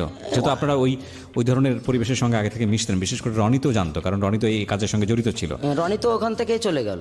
আচ্ছা, তো রনি বুঝতে পেরেছিল বিষয়টা নাকি? রনি তো বুঝতে পারে, রনি তো অনেক মানে এই বিষয়ে অনেক এক্সপার্ট ছিল। হ্যাঁ, অনেক স্মার্ট ছিল। তো প্রতিদিনই মনে করেন রান্না করতো অত কষ্টের কাজ করতো। ওই লাইনের মেয়েরাই ছিল নাকি একবারে ভদ্র ঘরের পরিবারের? না, ও ঘরের মেয়ে সে ছিল না, কি ছিল না সেটা আমি বলতে আপনি পারবো কিছু না। জানেন, আপনার লাইফে যেটা ঘটেছে হ্যাঁ, আমার সেটাই। ওকে, তারপর? তো সেখান থেকে ওনার বললো আমার বাড়ি হচ্ছে নদীর ওই পার। তো উনি ঘাট দিয়ে চলে গেল, আমি আমার মতো রুমে আসলাম। এবার রনির আমি তো যাই কিছু হোক না কেন আমরা কেউ শেয়ার করতেন, আমরা কিছু লোকাতাম না। তা বলতেছে তুই আমি যদি যেতাম তাহলে আমিও পাতাম। মানে আমাদের মনের মধ্যে তো মনে করেন আবেগ, তখন আবেগ কাজ করতেছে। তো বলতেছে, আমি বলছি তুই তো সবসময় ওর মধ্যে পড়ে থাকিস, তো তুই তো যখন খুশি তখন হ্যাঁ ওর সব বড় বড় না দেবে না বললি, তা গেলো আমার লাথি দিয়ে বের করে দিল ওই জায়গার থেকে। হ্যাঁ, তা এবার ওইখান থেকে আরো 1 বছর ওইখানেও থাকলো। আমি ওইখান থেকে মনে করেন যে 1 বছরের মধ্যে 27,000 টাকা গুছাই ফেলছি আমি। আচ্ছা। আর ওখানে খাওয়া দাওয়া তো আমাদের কোনো খরচ ছিল না, খাওয়া দাওয়া খরচ ছিল ওইখানে। তো সেখান থেকে আমরা এই যে গাজার যে ব্যবসাটা আমরা শুরু করছিলাম, এই ব্যবসাটা আস্তে আস্তে কিন্তু আমাদের অনেক বড় ব্যবসা হয়ে যাচ্ছিল।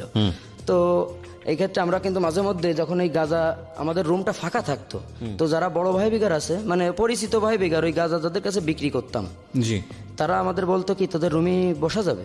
ও ওকে। তা আমি বললাম কি যে হ্যাঁ বসা যাবে, না কি আছে? তা বলতেছে বসে একটু খাতাম। তা আমি বললাম কি যে আমাদের মানে এ তো ভাড়া বাড়ি, যদি কোনো সমস্যা হয় তাহলে তো আমাদের নামিয়ে দেবে। তা বলতেছে কি যে আরে কোনো সমস্যা নেই, আমি তো মনে করেন সে পাট নিয়ে মনে করেন অন্যরকম ভাবে। এবার আমি বললাম কি তাহলে ভাই আমার রুমে খাতে গেলি মনে করেন যে আমার টাকা দিতে হবে আলাদা। তা বলতেছে যে কয় টাকা দিতে হবে? আমি করছি কি মনে করেন এক পাইপ খাতে গেলি আপনার আমাকে মনে করেন আলাদা 50 টাকা দিতে হবে। এখন ওরা কিন্তু ওই তাসও খেলা শুরু করতেছে ওর মধ্যে। আমি বলতেছি ভাই জুয়ো খেলবেন কেন? তা বলতেছে কি সমস্যা নেই তোমার টাকা দেবো। আমি করছি কি যে তখন ওই 3 তাস খেললো, ফ্ল্যাশ যাকে বলে। তা আমি বললাম প্রত্যেক বোর্ড থেকে আমার 10 টাকা করে দেওয়া লাগবে, যদি খেলেন তাহলে খেলেন, না তাহলে খেলার দরকার নেই। মানে 1 মিনিট 1.5 মিনিট লাগে একটা বোর্ড হতে, আমার প্রত্যেক বোর্ডে 10 টাকা করে দিতে হবে। এভাবে কিন্তু আমাদের কিন্তু রাতের পর রাত ফ্ল্যাশ চলতে থাকলো। প্রত্যেক নাইটে প্রায় 800, 900, 1000 টাকা কিন্তু আমাদের উঠতে লাগলো টাকা। আমি কিন্তু এবার ওই ঘাটের কাজ কিন্তু বাদ দিয়ে দিলাম, কাজ মানে আর করলাম না করে এইখানে কিন্তু আমাদের ইনকাম হচ্ছে। রনিকে আমি বললাম কি যে দোষ ওসব বাদ দে, ওসব মেয়ে ছেলের ইসে বাদ দে, এবার মনে করে এইদিকে আমাকে বাড়াতে হবে, টাকা লাগবে। এর মধ্যে আমার যে এলাকায় যে আমি তার নামটা বলছি না, তাকে আমি জান বলে ডাকি। তো সে তো ছোটোবেলায় এইখানে যখন আসছিলাম ওই ক্লাস 2 আমার সেই মেয়েটা, তার সঙ্গে ওইখানে আসার পর আমি কিন্তু 14ই ফেব্রুয়ারি আমি তার বাড়িতে ফুল দিয়ে ওইখানে তার নামটা লিখে আসি, লাভ দিয়ে পুরো ফুল দিয়েই আমি তার করে আসছি। কিন্তু সে কিন্তু আমার নাম লিখি নাই, শুধু তার নামটাই লিখছি। লিখার পর কিন্তু সে তো জানতেছে না যে কে। তো ওইখানে আমি কিছুদিন পর সেই ব্যবসা বাণিজ্য করার পর ওইখানে সেই ভাইয়ের সঙ্গে, যে ভাই মারা গেছেন, সে ভাইয়ের সঙ্গে আমাদের পরিচিত হলো। তার সঙ্গে কিন্তু অনেক বছরই আমরা ছিলাম। তো সে ভাইয়ের সঙ্গে কিভাবে পরিচিত হলাম, আমরা প্রতিদিন সকালবেলা কলেজ মাঠের ওইখানে জগিং করতে যেত সেই। তো আমাদের সঙ্গে তো ওইভাবে তো পরিচিত না, তাহলে আমরা কি করলাম, আমি আর রনি বলতাম কি যে ভাই ও যখন ওই পদ্মা আসে প্রত্যেকদিন ওরে আমি একটা সালাম দেবো।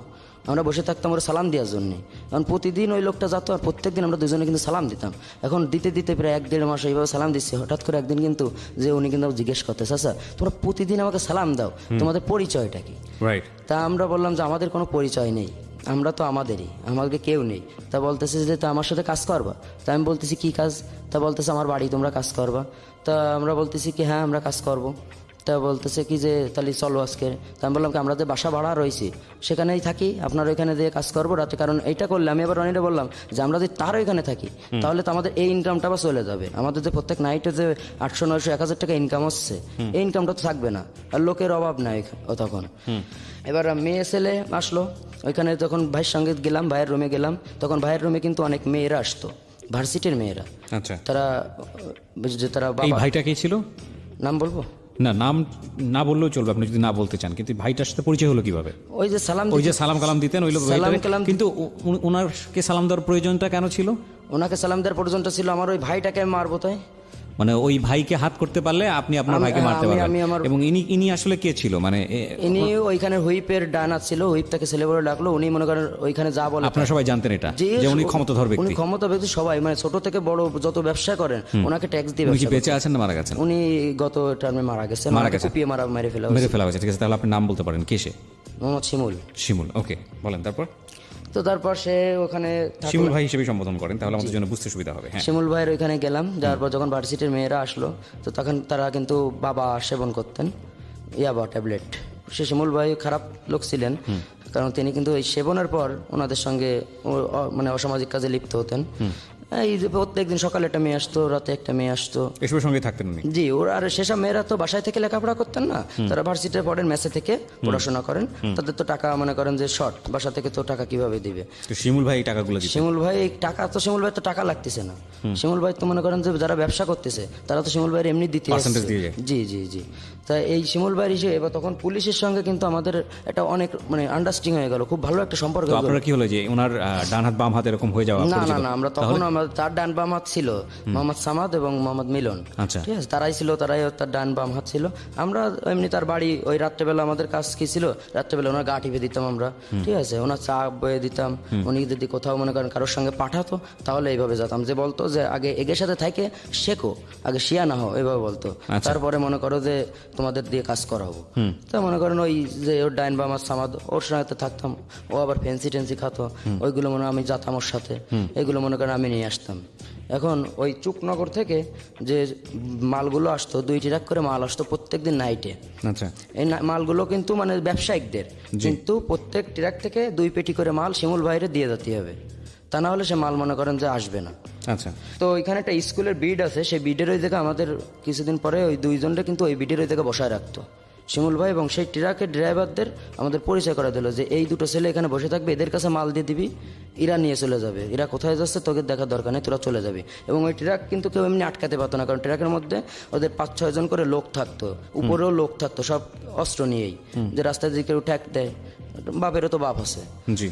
তো সেই ক্ষেত্রে আমরা ওইখানে আমাদের মাল দেয়, দিলে আমাদের বলে কি যে মালগুলো তো আমাদের যে বাসা বাড়ি থাকতেছি, আমরা কিন্তু বাসা বাড়ি কিন্তু এই সময়ও ছাড়িনি। তা বলতেছে তোদের ওই বাসার বাড়ির রুমেই রাখবি। তো বাসা বাড়ির রুমে আমরা যখন মাল রাখি, তখন সন্ধ্যার পর ওই যে ভাইয়ের কিছু গেস্ট আসতো বাইরে থেকে, এই গেস্টটা সব খারাপের সাথে তো খারাপ লোকই আসে, ভালো লোক তারা তো ওই ফ্যান্সি ট্যান্সি খায়। তো বলতেছে কি যে আচ্ছা ঠিক আছে, তাই এদের সঙ্গে যান, এরা খায় দেবে। বলতেছে রুমি যে ডক করে খায় দিস, সমস্যা নেই, যে খায় বের করে দিবি। এখন আমি কি করতাম, আমাকে বলতো যে তোরা যদি খাতে ইচ্ছা হয় ওই জায়গাতে খাবি। এখন আমরা কিন্তু খাতাম না তখনও, তা চুরি করতেন? হ্যাঁ, আমরা মনে করেন বিক্রি করতেন 5-6 পিস ওইখান থেকে সরাই দিয়ে, ভাই আমরা 6 পিস খাইয়ে ফেলেছি ভাই, খাইয়ে ফেলি তো কিছু বলার নেই। এখন আমরা কিন্তু সেই 6 পিস আবার মনে করেন বিক্রি করে দিচ্ছি 300 টাকা করে, ওই টাকাটাও আমরা আলাদা করে রাখতেছি। আমাদের একটা চিন্তা ভাবনা যে আমাদের টাকা গোছাতে হবে কিভাবে। এবার আস্তে আস্তে ওই যে মেয়েগুলোকে কিন্তু আমাদের কিন্তু মানে বলতো দৌলতপুর দিয়ে আইগে, মানে হচ্ছে কলেজে প্রাইভেটে দিয়ে আসতে হতো, মানে প্রাইভেটের ড্রাইভার চালাতো, আমরা পাশাপাশি থাকতাম মেয়েদের, এভাবে কিন্তু আমরা কিন্তু যাতায়াত করতাম। এবার মেয়েদের সঙ্গে কিন্তু আমাদের একটা তখন তো বয়স আমাদের পার হতো, তখন 17 বছরে প্রায় চলে গেছি। তখন আমাদের বয়স মানে ওইখানে যেতাম, খুলনা যেতাম, এখন বলতো এই কথা, ওদের সঙ্গে কথা বলতাম, এই কথা বলতে বলতে ওরা বলতো কি আচ্ছা, আমি বলতাম কি যে আভা এ খাইয়ে কি শান্তি, তা বলতেছে কি তাহলে একদিন খাইয়ে দেখতে হবে। তাই আমি বলতেছি আচ্ছা ঠিক আছে খাবো, দেখাই যদি কিছু না হয় তাহলে কিন্তু মনে করেন আপনি খাবার দিতে হবে। তা বলতেছে আচ্ছা ঠিক আছে। এখানে একটা ছোট্ট বিরতি নিতে চাই ফয়সাল। ছোট্ট একটা বিরতির পর আমরা আবারও আপনার কাছে ফিরে আসবো। আশা করছি দর্শক যারা শুনছে তারা আমাদের সঙ্গেই থাকবে। দর্শক বলছি কারণ ইউটিউবে গেলে আপনাকে দেখাও যাবে। আমাদের ইউটিউবের ঠিকানা হচ্ছে www.youtube.com/DFM 904। চ্যানেলটি ঢাকা FM 90.4 নামে আছে, সাবস্ক্রাইব করতে ভুলবেন না। Secrets. Something beyond entertainment.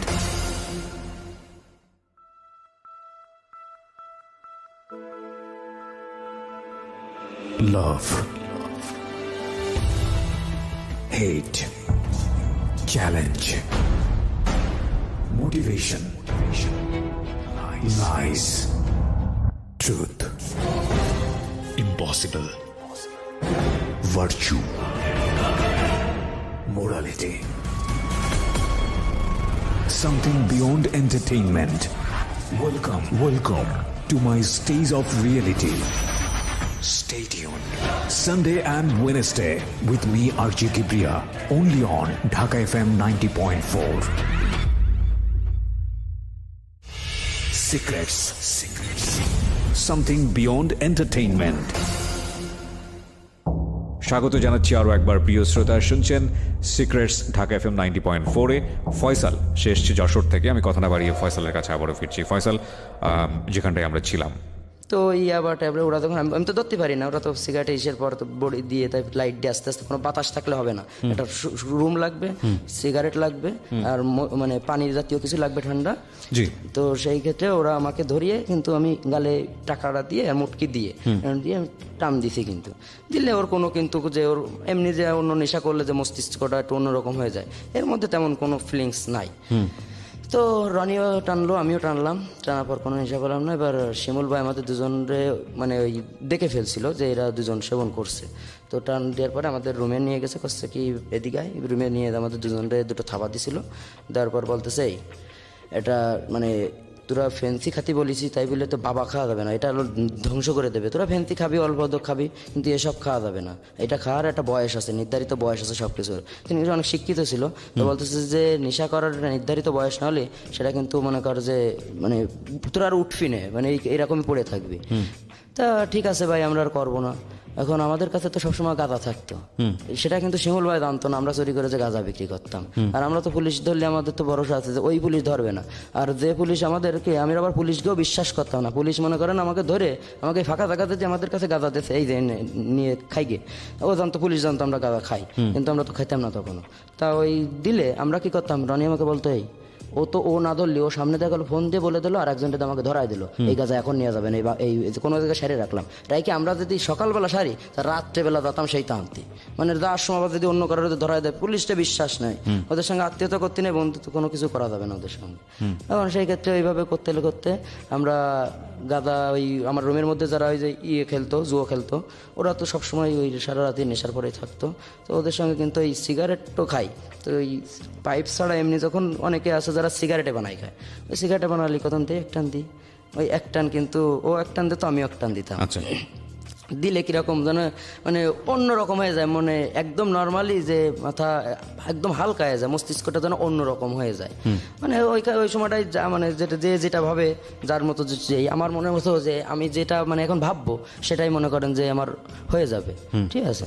তখন আমরা নেশা করা শুরু করে দিলাম। দেওয়ার পর রানিরে বললাম কি যে ভাই ওই নেশা করার পরে কিন্তু আমার ওই কথাটা শুধু মনে পড়তো, ওই সেই ভাইয়ের কথাটা। তো ও কিন্তু ওইখান থেকে যে আমি ভাইয়ের কথা মানে ভাইকে মেরে ফেলার কথা, তাই তো? হ্যাঁ, ভাইকে মেরে ফেলার কথা। ওকে। তো তখন কিন্তু আমরা যখন বললাম, তখন আমাদের কাছে ওই অনেক গ্রামের দিকে যে ঘের বেড়ি হয় না, অনেক বড় একটা ঘের প্রকল্প যাকে বলে, মাছের ঘের। জি, সে প্রকল্পটা একটা দখল করতে হবে। তো শিমুল ভাইয়ের কাছে আসছে, তো এসে বলতেছে ভাই আমার ওই ঘেরটা মনে করেন দখল করে দিতে হবে, তো আপনাকে এত টাকা দিব। তো সেদিন মনে করেন ওই সামাদ তারে সবসময় বলতো বস অর্ডার করেন, সে সবসময় তাকে বস বলে ডাকতো। তো ও বললো কি আচ্ছা ঠিক আছে, তো আমার লোক পাঠাই দিবানি, তো যাস কেন। এবার ওই জায়গায় আবার হিন্দু একটা আদিত্য বলে একটা লোক আছে, যার নাম হয়তো অনেকেই জানে, ঠিক আছে। তো ওনার কাছে বলে দিয়েছে শিমুল ভাই, আবার তারে আবার দাদা বলতো যে দাদা আপনার এলাকায় কিন্তু আমার লোক পাঠাচ্ছি, এখন আপনি একটু দেখেন। আর মানে যে এলাকার কর্তৃত্ব। জি এদেরকে পাঠানো হতো, যদি দুটো লোক পাঠাতো, তা আমরা যদি দুটো লোক জানতাম যে আমরা একাই আছি, কিন্তু না, আমাদের সেভ করার জন্য লোক সেট করা থাকতো, কিন্তু সেটা আমরা জানতাম না। 2-3টা স্তরে কাজ হতো। জি। ওকে। তো ওই সামাদার মিলনটা পাঠাইছে ওদের সাথে, কিন্তু আর আমরা কিন্তু একজন মনে করেন যে যেতাম না, গেলে দুজনই একসাথে যাব। এখন ওই দুজন দুর্বল মোটরসাইকেলের পিছনে সামাদ খান আর ওখান নিয়ে শর্টগান নিয়ে মনে করেন চলে গেছে, যে সেই গেটের পাড়ে যে টোংটা আছে, টোঙের মধ্যে সেই লোকটা আছে যার গেট, তা বলতেছে যে তুই ওটা দখল করা ছিল, মানে সেই লোকটা কিন্তু দখল করে রাখছিল। আচ্ছা। তো সে বলতেছে যে এটা তুই অমুককে দিয়ে দিবি। তো বলতেছে যে এটা তো আমি অনেক টাকা খরচ করে মনে করো যে এই করছি, এখন আমার নামপত্র মতো করছি। তো বলছে তুই দিবি কিনা সেটা বল, তুই এই স্ট্যাম্পে সই কর, 500 টাকার স্ট্যাম্প নিয়ে গেছিল, যে এইটা তুই ওরে দিয়ে দিচ্ছিস, এখন তো সই করতে হবে। তো মনে করেন প্রথমে সই করিনি, তখন ওই অস্ত্রের দিয়ে ওরা কিন্তু ঘা দেয়, দেওয়ার পর ওরা জোর করেই সইটা করায়। সইটা করার পর ওখান থেকে চলে আসে। আসার পর ওই শিমুল ভাইয়ের ওইখানে ওই রাত্রেবেলা ওই রাতেই তো আমি বললাম কি ভাই এই মেশিনটা আমার একটু দেওয়া যায়। তা বলতেছে তুই এনে কি করবি। তা ওই সময় কিন্তু ওরা জানতো না যে আমার বাড়ি ওই জায়গা, মানে আমার সৎমা থাকে বা পরিবারের লোকজন না থাকে। না না এগুলো কিন্তু ওরা কিছুই জানতো না। তখন কি আপনার সৎমারা জেনে গেছে যে আপনি বাবার সন্তান? হ্যাঁ, তখন অলরেডি জেনে গেছে। তখন জেনে গেছে। আচ্ছা। তো তখন তো আরো বেশি শয়তানি করতো। তো আমার সাথে তো কিছু করে আর পারতো না, তখন তো আমি আমার মতো আমি করে চলে গেছি, তখন তো আর আমি তাদের মানে বাধ্য নই। তো ওইখানে গেলাম, সেই গ্রামে গেলাম, যাওয়ার পর আমাকে অস্ত্র দেয়নি, বলতে কি যে না তোমার এখনো অস্ত্র নিয়ে বয়স হয়নি। না, আগে তুমি ওই ক্যারাম বোর্ড খেলোগে যাও, ক্যারাম বোর্ডের পকেটে গুটি দিয়ে শেখো, যেদিন বোর্ড ক্লিয়ার করতে পারবা সেদিন আমি তোমার অস্ত্র দেবো, মানে হিট করে ক্লিয়ার করতে পারলি তোমার কাছে আমি অস্ত্র দেবো, এরকম একটা কথা সে বলছিল। তো আমি আর রনি দুজনে চলে গেছি ওই সেদিন আবার বাগদা গ্রামের একজন গাঁজা বিক্রেতা, সেখানে মনে করেন যে ওরা আমি ফোন দিছি, তখন ফোন কিন্তু আমার ওর কাছে চলে আসছে। তখন আমি ওর ফোন দিয়ে বলতেছি যে উজ্জ্বল ভাই আপনার কাছে কি তামাক টামাক হবে। তা বলতেছে কটুক লাগবে, আমি বলছি 100 গ্রাম লাগতো। তো বলতেছে কি যে হ্যাঁ হবে না। 100 গ্রামের দাম কিরকম ওই সময়? 100 গ্রামের গাঁজা হচ্ছে কেজি আসছে 32,000 টাকা। আচ্ছা, সেই হিসেবে হিসাব করবে। আমি তো ওর কাছ থেকে কিনবো না। কিনবেন না মানে ওকে কি করবেন? আমি তোকে ধরিয়ে দেবো। ও, ধরিয়ে দেবেন। পুলিশ আমাকে টাকা দিচ্ছে, আমি তো আমার টাকা নিয়ে আমি যাচ্ছি না কিনতে। আচ্ছা। আমি তো পুলিশ আমার টাকা দেবে, আমি সেই টাকা নিয়ে যাব। এখন পুলিশের সঙ্গে যখন আমার টাকাটা দেবে আমি যাব, একসঙ্গেই কিন্তু ধরলে আমি কিন্তু হাতটা ঝাড়া দিয়ে কিন্তু দৌড় দিই। ও আচ্ছা আচ্ছা, ঠিক আছে। ও যাতে করে আপনাকে সন্দেহ করতে না পারে যাকে ধরিয়ে দিলেন। হ্যাঁ, কোনো রকম কোনো বুঝতে না পারে যে এ পুলিশের সঙ্গে হাত আছে, এরকম কোনো রকম কোনো সিচুয়েশন থাকে না। আচ্ছা। ওরা সেভাবেই করে, ওরা আমার রাস্তায় ধরলে আমি কিন্তু ঝাড়া দিয়েই দৌড়। হ্যাঁ। ঠিক আছে, ওরা একটু দূরে যায়, ওরা তো একটু রাস্তা দৌড়ে আবার মনে করেন এরাই ফিটিং করে মনে করেন নিয়ে চলে যাবে। ওকে। তো যা পাই তামাক তার থেকে অর্ধেক দেয়।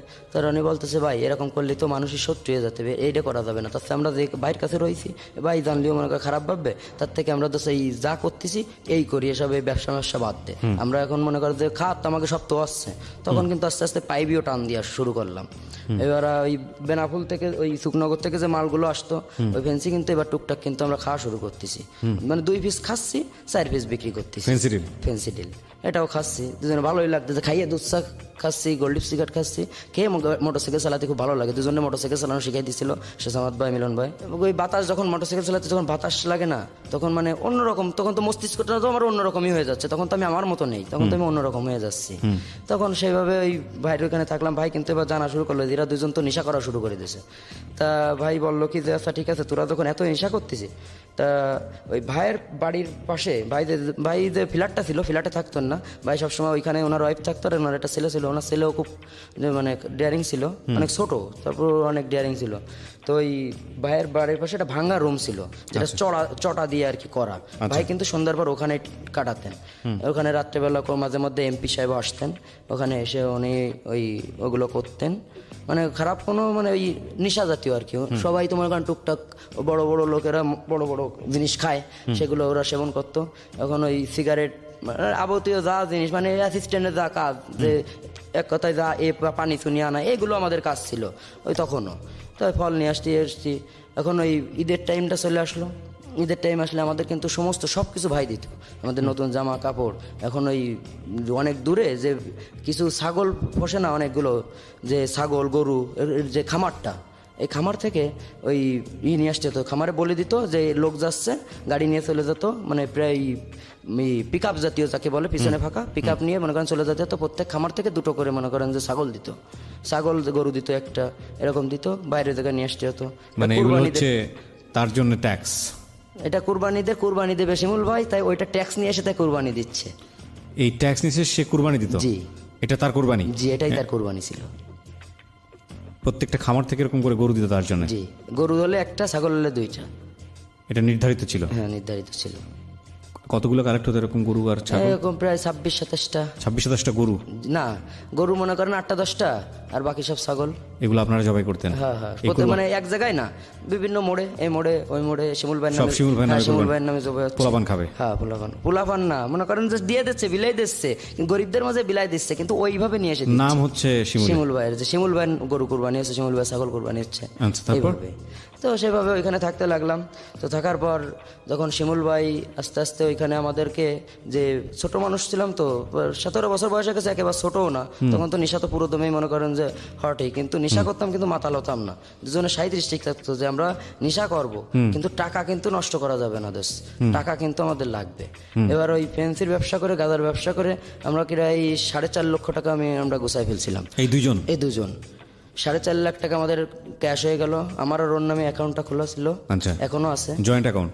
হ্যাঁ, জয়েন্ট অ্যাকাউন্ট নাকি আলাদা আলাদা? না, আলাদা আলাদা সেভিং অ্যাকাউন্ট, আমার নামে ওর নামে, ঠিক আছে। দুজনে মানে যা রাখবো, আমারে তো যা রাখবো ওরে তো তাই রাখবো, আচ্ছা, ঠিক আছে। এইভাবে আমাদের প্রায় 4.5 লক্ষ টাকা আমাদের ক্যাশ হয়ে গেছে তখন। আচ্ছা।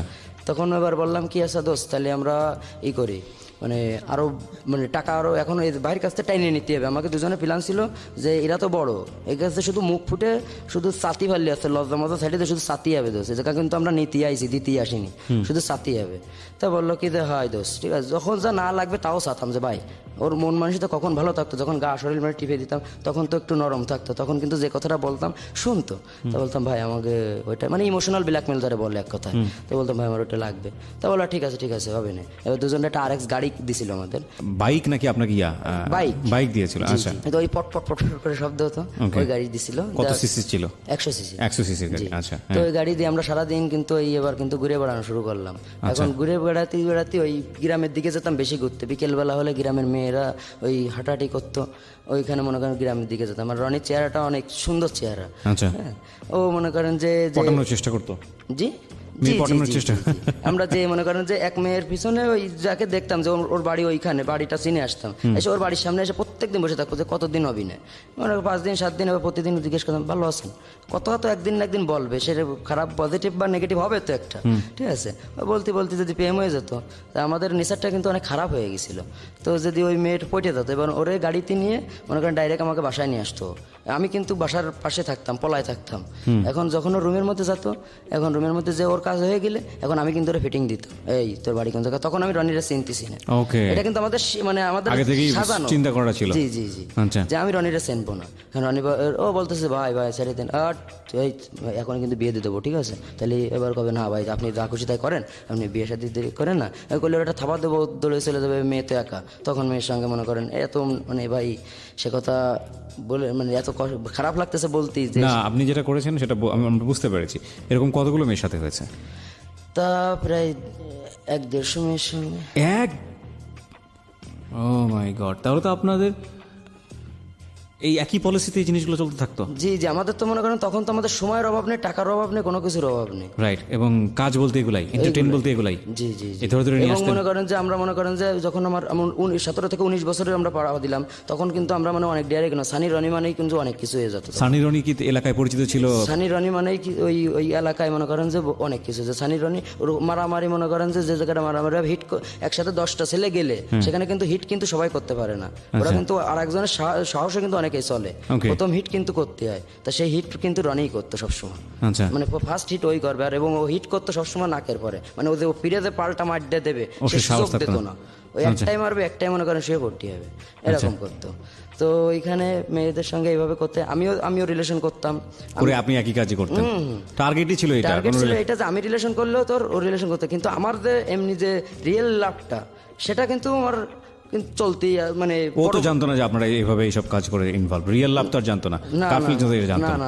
ফাইন, ঠিক আছে। তারপর এবং সেই মেয়েটা মানে যে রিয়েল লাভটা ছিল, সেই মেয়েটা মনে করেন যে অনেক বড় ঘরের মেয়ে, তো সে এখন বর্তমানে অনার্স পড়তেছে। তো সে তখন অনেক ছোট ছিল, সেখান থেকে আমাকে মানে ওই নপড়ায় আসার পরে যখন আমরা ওই এলাকায় ঘুরতাম, তখন তো এই এলাকাতেও ঘুরতাম, তখন এই এলাকার মোড়ে যারা আমার বিচার করিল ওই ছোটবেলায়, ওই যে মারা বাড়ি আসার পরে ওই যে আমার মানে সুপারি গাছ থেকে মারার পরেও আমার অবাদ দিল যে এ ভালো না, ঠিক আছে, এই গাঁদা মাজা বিক্রি করে, আমার সেই জায়গাটাই ওই মারা ধরা করলো। এখন সেগুলো তো আমার সব মনে আছে। এখন ওইখানে ওই গুলা আছে না, ধানের গুলা, ওই গুলা কিন্তু রাত্রেবেলা গিয়ে আমি আর রনি দুজন যাই কিন্তু ধরাই দিছি। আগুনের গোলা মানে আগুন ধরাই দিয়েছেন গোলাতে, জি, জি, ধান ছিল না? হ্যাঁ, গোলা ভর্তি ধান।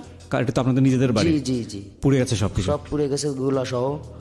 ওর রাগেতে জানতো ওরা যে আপনারা দুজন করেছেন? না না না, জানতো না। জানতো না। আচ্ছা, ওখানে তো মনে করেন পরবর্তীতে জানছে, কিন্তু তখন আর জানতো না। কিছু করার নেই ওই সময়টাতে, কারণ অলরেডি সানি রনি তখন ফ্যাক্ট। জি, ওইখানে পাশে একটা টাওয়ার আছে, টাওয়ারের পাশে দুটো ঘের আছে, ঘেরের ওইখানে কলা গাছ ভর্তি লাগানো। এটা হচ্ছে আমার বাবের সেই বড় ছেলের। এবার রাত্রেবেলা কিন্তু পরের দিন এসে কিন্তু কলা গাছ সব কেটে ফেলেছি। প্রথম দিন আগুন লাগাইছি গোলায়, পরের দিন এসে রামদাও নিয়ে এসে ওর বাইরে থেকে তো মনে করেন যে বস্তা বস্তা রামদাও থাকতো। আর ছোট্ট একটা ঘের ছিল, মানে ছোট, ওই কলা গাছটা চারিপাশটা লাগানো, আর এক বেড়া হলো পুরো কলা গাছ লাগানো, আর এক বেড়া হচ্ছে কলা গাছ চারি সাইড, আর মাঝখানে হচ্ছে ঘেরের জাতীয়। ওইখানে মনে করেন বিষ ঢেলে দিছি, দিয়ে মাছ সব মেরে দিছি। দেওয়ার পর এখন ও রাত্রেবেলা কিন্তু ওই গাদা খেত, ওই যে ভেড়ের ওইখানে একটা সিঁড়ি মতো আছে, মানে হ্যাঁ ওইখানে বসেই খাতো। এটা কিন্তু মনে করেন আস্তে আস্তে কিন্তু আমি জেনে গেছি যে ও রাত্রেবেলা একা একা থাকে, রাত্রেবেলা ভাত খেয়ে রাত 10টার পরেও একা কিন্তু ওইখানে যায়। এটা কিন্তু আমার মনে করেন ধারণা চলে আসে। এবার রনির বললাম, ভাই আজকের মনে করেন দোষ মেরে দিতে হবে। টার্গেট কি ছিল, মানে ওকে জানা মেরে ফেলবেন? টার্গেট ওর লাইফটা নষ্ট করে দেবো, ওকে মেরে ফেলার কোনো ইচ্ছা ছিল না। তো আমি আর রনি দুজনে গাড়ি নিয়ে যেটা ওই মানে যেখানে বাগান তার থেকে আর অনেক পিছনে একটা স্কুল আছে, তো স্কুলে বারান্দায় গাড়িটা উঠায় রাখছি যে ওইখান থেকে চলে আসে তারপর গাড়ি নিয়ে বেরোবো। এবং গাড়িটা উঠায় রেখে ওইখান থেকে হাঁটতে আমরা নিয়ে আসছি ওকে, শুধু একটা সিরিঞ্জ নিয়ে আসছিলাম। কেন? ওটাতে কি করবেন? ওটা ওর মনে করেন ঢুকাই দিব।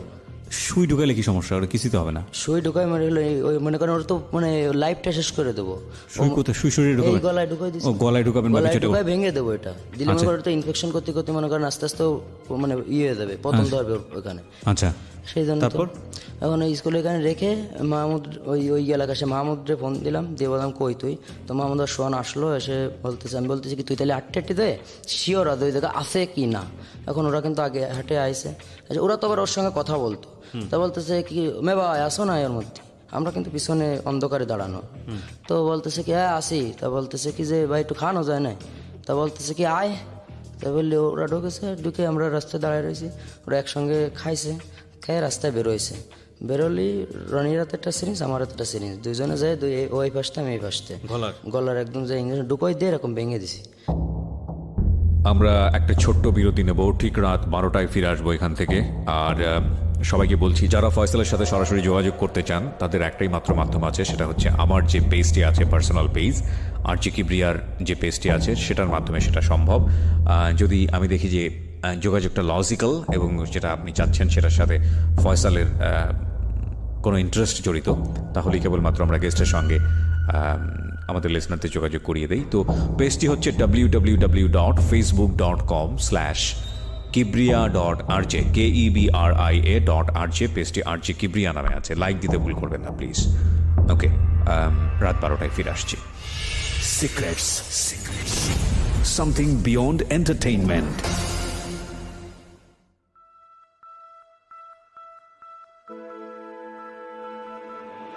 Love. Hate. Challenge. Motivation. Lies. Truth. Impossible. Virtue. Morality. Something beyond entertainment. Welcome to my stage of reality. Stay tuned. Sunday and Wednesday with me RJ Kibriya, only on Dhaka FM 90.4. Secrets. Something beyond entertainment. স্বাগত প্রিয় শ্রোতা, আরও একবার আপনারা শুনছেন সিক্রেটসের আজকে 31তম পর্ব। অতিথি হচ্ছে ফয়সাল, আমি আরজে কিবরিয়া আপনার সঙ্গে রয়েছি। ফয়সাল, দেওয়ার পর তো ওইখান তো ফাঁকা জায়গা, কিন্তু ওইখান থেকে বাড়ি পুরো অনেকখানি জায়গা ফাঁকা। তো মনে করেন ও চিল্লাতে ওর যে সোহান আর মাহমুদ, এরা দুইজন ওরা ধরে নিয়ে মনে করেন যে হসপিটাল পর্যন্ত নিয়ে যাচ্ছে আস্তে আস্তে। আচ্ছা, ওরা যাতে ওদেরকে আবার না সন্দেহ করে। আচ্ছা, তো ওরা দুজন নিয়ে চলে গেল, আমরা দুজন পিছন দিয়ে আইসে আবার গাড়ি নিয়ে আমরা আমাকে মতো চলে গেলাম বাইরে। এবার গেলাম যে আবার দুজনে যাওয়ার সময় বলতে যাচ্ছি যে দোষ যদি কোনো যদি পুলিশ প্রশাসনের সমস্যা হয় তাহলে বাইরে এই জিনিসটা জানাই। তখন সে এতদিন জানাসনি, আজকে তুই জানাবি। তাই আমি বললাম কি না, বাইরে দিয়ে আস্তে আস্তে আজকে বলবানি, তো সময় গা টিপ্পানি, ওই সময় বলবানি। কারণ রাত্রিবেলা যখন ভাই মদ খাইয়ে বসে রয়েছে, ওই সময় গা টিপতে ভাই এটা কথা বলবো। আমার শরীর কাঁপতেছে ওই দিন। তা বলতেছে যে কী রে তোর অনেক নার্ভাস লাগতেছে, কি হয়েছে কিছু? তো আমি বলছি ভাই একটা কথা বলবো, তো বলতে কি, আমি বলছি ভাই আপনার আগে হাত ধরেছি, ধরে বলতেছি ভাই আপনি রাগ করবেন না তো? তা কাছে কি বল? আমি বলছি আপনি আর বাঁচাতে যাবেনি কিন্তু। তা বলতেছে তো তুই কথাটা বল। তা আমি বলতেছি কি যে ভাই মনে করেন যে আমি একজনের মনে করেন আমরা দুজন ওই ইঞ্জেকশনের ঢুকাই দিছি, আমি যদি মরে যায় তা কেস কানুন করতে হবে না, যদি করে তাহলে সমস্যা হবে না। কাছে তোকে কি দেখেছে? তাই আমি বলতেছি কি যে না। বলতে তাহলে কোনো চিন্তা করিস না, ও কোনো সমস্যাই নেই, ঠিক আছে, তোর আমার এই জায়গা ছিলিস সেটা আমি দেখবানি। এখন ও কিন্তু হসপিটালে নিয়ে গেছে, ওইখানে কাজ হয়নি, ওই সরকারি হসপিটালে ওইখান থেকে নিয়ে গেছিল 250 বেডে খুলনায়, সেখানেও কাজ হয়েছিল না। মানে ওইটা বের করছে কিন্তু ওই রক্ত পুরা বের মানে বন্ধ করতে পারছিল না। পরে আস্তে আস্তে বন্ধ করার পরে ওইখানে মনে করেন যে পেকে ঠেকে ওর এইটুকু আর এইটুকু পুরো গর্ত করে মানে 2.5-3 মাস পরে মারা গেছে। 2.5-3 মাস পরে এসে ও চিন্তাও করতে পারেনি যে কে এটা করেছে? না না না। কিন্তু যে দুটো ছেলেকে আপনারা ওখানে পাঠালেন ওদের সাথে আরো বেশি করে ইয়ে করার জন্য, ওই দুটো ছেলে তো জানতো যে আপনারা করেছেন? হ্যাঁ, ও দুজন তো কাছ থেকে আমরা চিনি না। ওরা বলেনি? না না না, ওদের তো ওরা যদি বলে তাহলে তো ওকেও সমস্যা। আচ্ছা, আমি তো তোরা জড়িত ছিল ওদের সঙ্গে আমি জড়াই নেবো। আচ্ছা, ওই যে পাপি মারা সাতগান নিয়ে আমি তো বলেছি যে ভাই কোনো রকম কোনো যদি মুখিতে মুখ হয়, আমরা যদি মরি তা তোমাকে সাথে নিয়ে কিন্তু মরবো। তাই ওইখানে ভাই বললো কি আচ্ছা ঠিক আছে কোনো সমস্যা নেই। এখন কিছুদিন যাওয়ার পরে ওই আমাদের যে নেশায় হলের ওইখানে যে সামনে ঈদের টাইমে তখন আমাদের সামনে আবার এটা তো কোরবানি ঈদের ঘটনা, ওই গরু নিয়ে আসলাম সামনে। যখন 1 বছর পার হয়ে রোজার ঈদ আসলো, ঈদের দিনকে আমরা গেছি দুইজনে মনে করেন ঘরেতে মদ খেলাম, গাঁজা খেলাম, খাইয়ে দুজন কছি চল ছবি দেখে আসি আজকে। ছবি দেখতে গেছি হলে, যার পরে হলের সামনে ওই যে 3খান তাস নিয়ে যে 3টে টিক্কা নিয়ে লাল টিক্কা ধরলি মনে করেন ফেললি ডবল টাকা। এখন কিন্তু আমি ওই 100 টাকা কিন্তু দিছি ওই টিক্কার পরে। ও কিন্তু এত ইজি ভাবে করে যে বোঝা যায় না, কিন্তু আমি কিন্তু আন্দাজেই দিছি, তো কিন্তু লেগে গেছে। 100 টাকা দিছি তাহলে আমার 300 টাকা দেবে। এবং ও কিন্তু বলতেছে যে টাকা হবে না। তাই আমি বলতেছি টাকা হবে না মানে? ও তখন ওর বাড়ি ছিল ওই ইসের এই পাশে। ও কিন্তু সানি রনির নাম শুনেছে, কিন্তু আমরা যে সেই সানি রনি এটা কিন্তু সে জানে না। তো ওর সঙ্গে আরো 2-3 জন রয়েছে। তবে বলতেছে কি যে না টাকা হবে না। রনি কাছে টাকা দিবা না কেন? টাকা ভাদেছে তাহলে তুমি টাকা দিবা না কেন? তুমি তো খেলাচ্ছ। এবার হলের গেটম্যান তো সব তোমাকে চেনে। এখন মারুফ তাড়াতাড়ি এলো, গেটম্যান ছিল মারুফ, ওই গ্যান্দাম আছে। তো এরা 3 জনে মনে করেন আমরা 2 জন মানে মারামারি হচ্ছে, কিন্তু এর মধ্যে ওই দোকান আছে, পানের দোকান, কাউসি আছে না, পান কাটা কাউসি, ওই কিন্তু মনে করেন যে আমার কিন্তু ঢুকোই দিতে গেছে। গেলে কিন্তু আমার এই যে কেন এইখানে লাগছে, ওখানে মারছে। হ্যাঁ, মানে এই পেটে ঢুকাতে গেছে, আমি কেন বাধা দিছি, কেনই লাগিছে। লাগলে এবার রনির তোমার রক্ত দিয়ে তোর মাথা খারাপ হয়ে গেছে। ওটা নিয়ে গলা ধরে ওই যে ক্রসিকল গেটের হ্যান্ডেল আছে না, হ্যান্ডেলের ওই মাথায় তো এরকম উঁচলো, ওটাতে চাপ দিছে। ওইটাই মনে করেন ওর মাথা নিয়ে যায় মনে করেন এইরকম ঢুকোই দিয়েছে, দিলি মাথায় মনে করেন যে ঢুকে গেছে। গেলে মনে করেন ওই জায়গায় অজ্ঞান হয়ে গেছে। আর বাকি ওর সাথে যে 2 জন ছিল ওরা 2 জন দৌড়ে পলাই গেছে। এবার গেটম্যান আমি করছি কি যাবে এর মনে কর তাড়াতাড়ি হসপিটালে নিয়ে চল। এবার ওরা হসপিটালে নিয়ে গেছি। হসপিটালে নিয়ে মানে উঠানোর আগে আরেকবার মারিয়ে নিয়েছি, ওই বেডে উঠানোর আগে আমতলায় ফেলে আরেকবার মারিছি ওটা। আচ্ছা, যে মাইরে তারপরে ওর হসপিটালে উঠাইছি। উঠে ওই জায়গায় রাখে আমরা চলে আইছি আমাকে মতো। আইসে বাইরে করছিস ভাই আজকে একটা মারিছি। এখন এবার বলতেছে যে তোরকে তো মনে কর যে প্রতিদিন একটা সমস্যা চলতেই আসছে, তাহলে এইভাবে করবি কিভাবে? তা আমি করছি কি যে ভাই মনে করেন তো বললাম যে এই ঘটনা। তা বলতেছে কি যে ঠিক আছে, তা মাথা মতো অত গরম করলে তো হবে না। তা আমি করছি কি যে ভাই আপনার পিছনে রয়েছি, আপনি তো আমাদের সাপোর্ট, মনে করেন আপনার বলেই তো সব কিছু করতেছি। কারণ আপনি মনে করেন যেটা বলবেন সেটা করবো, আপনি যদি বলেন না তাহলে করবো না। তা বলতেছে যে না সমস্যা নেই তুই করিস। এবার আমার দিয়ে ওই সময়টাই ভাই তার কিছুদিন পরেই সে সময়টাই আমরা নদীর উপর একটা ছেলে ছিল, যে ছেলেটা ওই রনিদের দোকানে কাজ শিখলো। ওই দোকানে ও কিন্তু মাঝে মধ্যে যায়, কিন্তু কাজ কিন্তু মানে যাতে না ভুলে যায়, ও মাঝে মধ্যে যায় সেখানে কিন্তু কাজ কিন্তু হালকা হালকা হোল্ডিং করে রাখতো যাতে কাজটা না ভুলে যায়। ওইখানে যে ওই সেই নদীর উপর সেই ছেলেটা ও ফোন রেখে ও এলো করছিল, ফোন রেখে বাইরে গেছে, ও কিন্তু ফোনটা চুরি করছে। আচ্ছা, চুরি করার পর এখানে রনি এসে বলতেছে ফোন কই। ফোন কিন্তু মনে করেন যে কেউ নিয়নি, কেউ তো না স্বীকার। এখন মালিক সবাই তো মনে করেন ওরা ভালোভাবে চেনে। তো বলতেছে না বাপ আমরা এখান থেকে তোকে নেবে না। ভালো কথা, রনি চলে আসে, ফোন কেউ নিয়ে কিছুদিন পরে কিন্তু ওই নাম্বারে কিন্তু আমরা ফোন দিছি। 2 জনে বসে নদীর ঘাটে জাহাজের পরে বসে ওই নিয়ে গেছি, মুরগির রস নিয়ে গেছি, মদ নিয়ে গেছি, গাঁদা নিয়ে গেছি। এই খাওয়ার সময়টা রনি কাছে দেই দোষ ফোনটা। ফোন দিয়ে ফোন দিছি, ফোন সিম কিন্তু ফোনে ঢুকেছে। ঢুকলেই ও যখন হ্যালো বলে তো সেই ছেলেটা রনি তো ওর কণ্ঠ তো মনে করেন চিনে ফেলেছে। এবার হ্যালো যে বলেছে যে রনি হ্যালো বলেছে, রনি কণ্ঠও চিনে ফেলেছে, কাইটে দিয়েছে। রনি কাছে দোষ আমি এরা চিনতে পারিছি কিন্তু। আমি বলছি কোন কাছের বাড়ি, নদীর উপর ওর দোকানে কাজ করে। এখন আমি করছি কি তাহলে চলো কালকে। যে আপনাদের ফোনটা নিয়েছে আমাদের ফোনটা নিছে, এখন ওই জায়গাটায় সেই হোল্ডিংয়ের দোকানে গেছি, যাওয়ার পরে ওর কাছে আমি ওই জিজ্ঞেস করি, ফোন দিয়েছি, তারপরে কিন্তু সিম অফ, সিম কিন্তু আর খোলা নেই। এখন পরের দিন যখন গেছি আমি আর রনি গেছি, যাই মালিককে ডাকলাম, ডেকে বললাম যে অমুক ছেলেটা কই। তো সে ছেলেটা ডাকলো, ডেকে রনি কাছে কি যে তুই আমার ফোনটা নিছিস, তা ফোনটা দিয়ে দে। তা বলতেছে কি যে না আমি কোনো ফোন টোন নিইনি। তা বলতেছে ফোন নিস নি, তোর কণ্ঠ, তোর সাথে আমি অনেকদিন কাজ করেছি, তাহলে তোর কণ্ঠ আমি চেনবো না? ফোনে তুই ফোনে কেন, তুই যাতেই কথা বলিস আমি তো তোর কণ্ঠ চেনবো, তুই তো নিছিস। তো ওর কাছে নিছি, তা কি আছে, যেই বলেছে ওই রড সোজা করে হ্যান্ডেল আছে এরকম, ওই হ্যান্ডেল দিয়ে মনে করেন যে মাথায় একটা বাড়ি, মানে আমি বাড়িটা দিছিলাম প্রথম বাড়িটা, ও পরে মনে করেন যে ঘুষিতেছে দিলি, মনে করেন যে পড়ে গেছে। ওটা 7 মাস ছিল, হচ্ছে একদম ছিল যে কি বলে, সেন্সলেস অবস্থা, কোমা। হ্যাঁ কমাই ছিল। 7 মাস পরে গিয়ে সেই ছেলেটা মারা যায়। তো এই 7 মাস আপনাদের কোনো কিছু হয়নি, আপনাদের পেছনে না, দৌড়ায়নি? আমাদের তো শিমুল ভাই মনে করেন সাপোর্ট দিচ্ছে, সেই সময় শিমুল ভাই সাপোর্ট। শিমুল ভাইয়ের সাপোর্টে আচ্ছা। আমরা এই মনে করেন যে দুটো গেল, এরপর আমরা ওইখান থেকে মানে দুটো মার্ডার হয়ে গেল? জি, দুটো মার্ডার হয়ে গেল, কিন্তু কোনো কেস হলো না। আচ্ছা, জেল খাটিয়েছি ছোটবেলায়, ওই তাই সেটা কোনো কেস ছিল না। হ্যাঁ, এরপর ওইখানে শিমুল ভাইয়ের ওখানে গেলাম। এবার শিমুল ভাই সঙ্গে ওই দিন শিমুল ভাই বেশিরভাগ আছে মানে সকালবেলা বাদে, জগিং টাইম বাদে লুঙ্গি পরে বেড়াতো। ঠিক আছে, সবসময় লুঙ্গি আর মাঝে একটা মেশিন থাকতো, ওই লুঙ্গি পরে সবসময় ঘুরে বেড়াতো। মেশিন মানে পিস্তল? জি। তো মনে করেন ইনস্টিটিউট মাঠে চা খাচ্ছে, চা খাওয়ার পর ওইখানে মনে করেন যে আর একটা লোক আছে, সেও মনে করেন যে একটু অন্য, ওই লোকটা আসছে এসে বাইরে, ভাই তখন একা ছিল, আর আমরা দুইজন হচ্ছে ভাইয়ের সঙ্গে ওই মিলন সমাজটা কোন জায়গায় পাঠাইছে, আর আমরা দুইজন রয়েছি ভাইয়ের সাথে। তখন আমরা হলো কোনার দোকানে চা খেতে গেছি, ভাইয়ের সামনে আমরা আবার সিগারেট খেতাম না, তো আমরা দুজন আবার কোনায় গেছি সিগারেট খেতে, আর ভাই আর ওই দিকে বসে কফি খাচ্ছে। আর ঠিক ওই মুহূর্তে কিন্তু মানে মাই করে নিয়ে চলে আসে, আসে মনে করেন যে বাইর মানে আঘাত করবে। ভাই কিন্তু একা, ওরা ছিল 4জন গাড়িতে আসে, কোনো অস্ত্রপাতি নিয়ে আসেনি, এমনি মারতে আসে। এখন বাইর তো মনে করেন ওই জায়গা তো মানে যারা দোকানদার তারা তো বাইরে সবাই চেনে, দোকানদাররা ঠেকাচ্ছে, এদিকে মারামারি আসছে, বাইক তো লুঙ্গি ভরা, একা একা কীভাবে করবে। এবার আমরা কিন্তু দুজন চলে যাই, সেই ওই ইটির কুয়া নিয়ে ইট আছে, ইট দিয়ে মনে করেন মাথায় বাড়ি দিছি, তো মনে করেন এক গাতে মনে করেন মাথা ফেটে মনে করেন পড়ে যাচ্ছে, অজ্ঞান হয়ে গেছে। দুটোরে মারা হলো, আর দুটো মনে করেন যে শিমুল ভাই একটা হিট করলো, আর একজন মনে করেন এমনি পলাই গেল।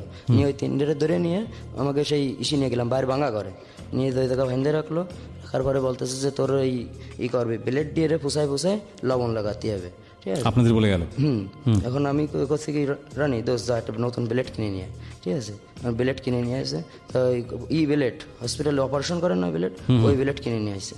নিয়ে এসে ওর মনে করেন যে এই নখের থেকে শুরু করে এই পর্যন্ত পুরো পুষাইছি, এরকম পুষাচ্ছি। আর ও তো চিল্লাচ্ছে, তো মানে আমাদের মনে কোনো মায়া দাদা মরেও যাচ্ছে, তাও আমাদের মনে কোনো এরকম মন পাথর হয়ে গেছে, মনের মধ্যে কোনো মায়া দেওয়া বলে কিছু নেই।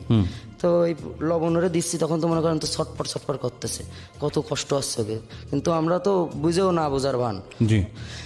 এবার দেওয়ার পরে দুপুর টাইম হলো, ভাই আসলেই ওই দিন রাতের বেলা থাকে, পরের দিন দুপুর পর্যন্ত ওইখানে থাকলো। তারপর ভাই আসলো, ভাই এসে বলতেছে যে এদিকে সাইডে দে। এখন সাইডে দিলাম, পায়ে মনে করেন ওরা হাঁটতে চলতে পারতেছে না, ওকে 3টারে ভ্যানে উঠে দিলাম, ওকে বাড়ি ছিল ধোয়া দিই, বললাম ওকে যে ওই ভাই টাকা দিয়ে দিলে ভ্যানালারে, ওকে বাড়ি পৌঁছে দিস।